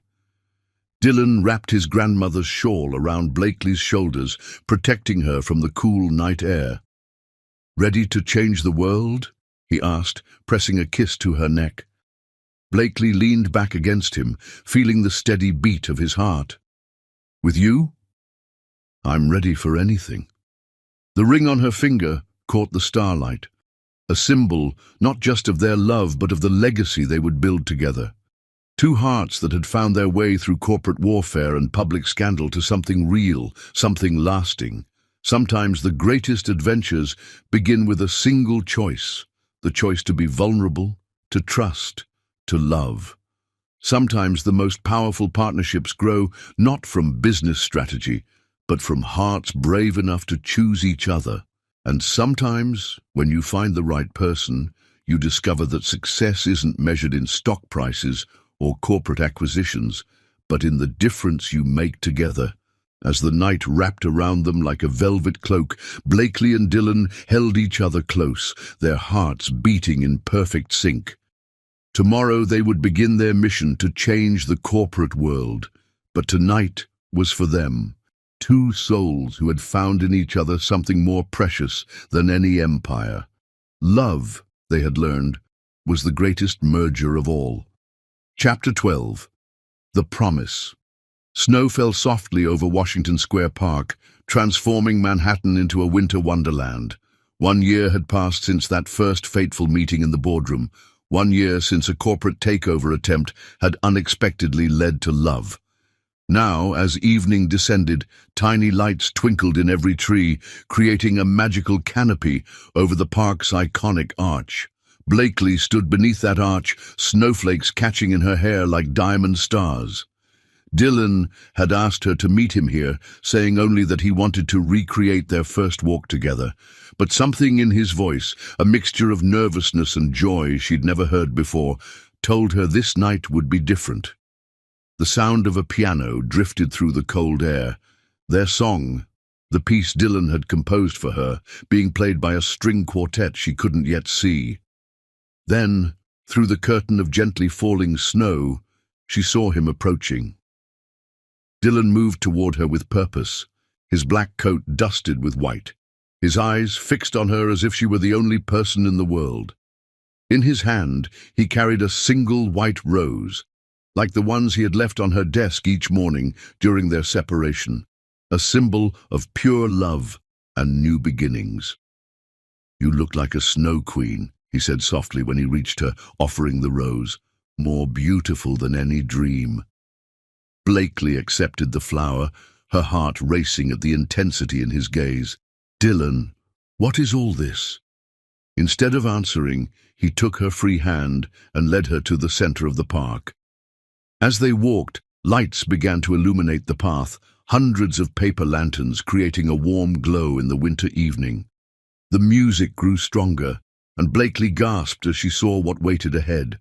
A circle of light had been created by dozens of antique brass lanterns, their flames protected from the snow by glass chimneys.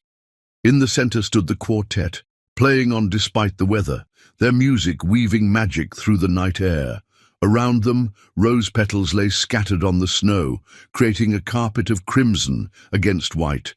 But what brought tears to Blakely's eyes were the photographs, enlarged and illuminated, floating like memories in the night.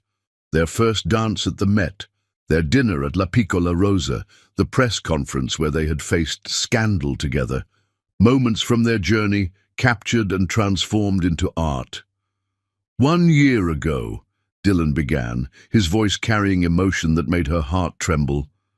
"I thought I knew what success looked like. I had built an empire of glass and steel, thinking that was all that mattered."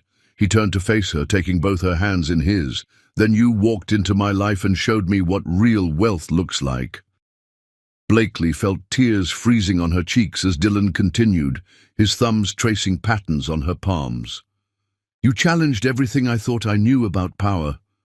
Showed me that true strength lies not in corporate takeovers, but in the courage to be vulnerable. Taught me that real success isn't measured in stock prices, but in the lives we touch and the love we share."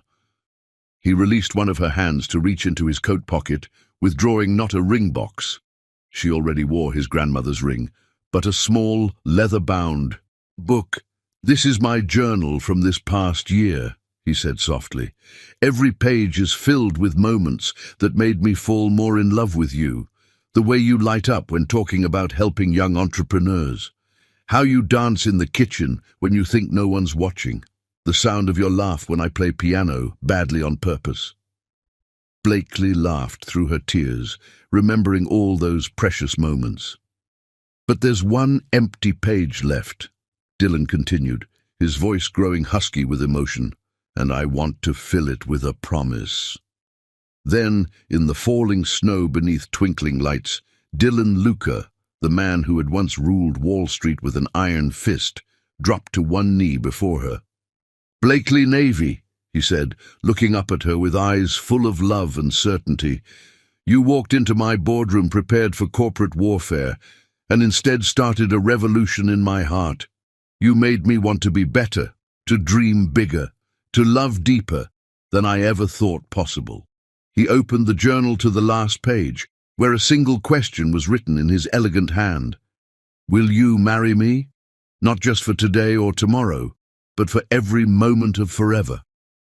"I know we're already engaged," he continued, smiling at the ring that graced her finger, "but I wanted to do this properly, to create a moment as magical as you are, to promise you, in front of the whole world, that my heart will always be your home." The quartet began playing their song again, its notes dancing with the snowflakes in the winter air. Around them, the city seemed to hold its breath, waiting for her answer. Blakely reached down to touch his face, her fingers tracing the features that had become more precious to her than any success. "You rewrote my story," she whispered, "showed me that I didn't have to choose between love and legacy." "Is that a yes?" Dylan's voice held hope and joy, and just a touch of his old playful arrogance. Instead of answering immediately, Blakely pulled him to his feet and took the pen he offered.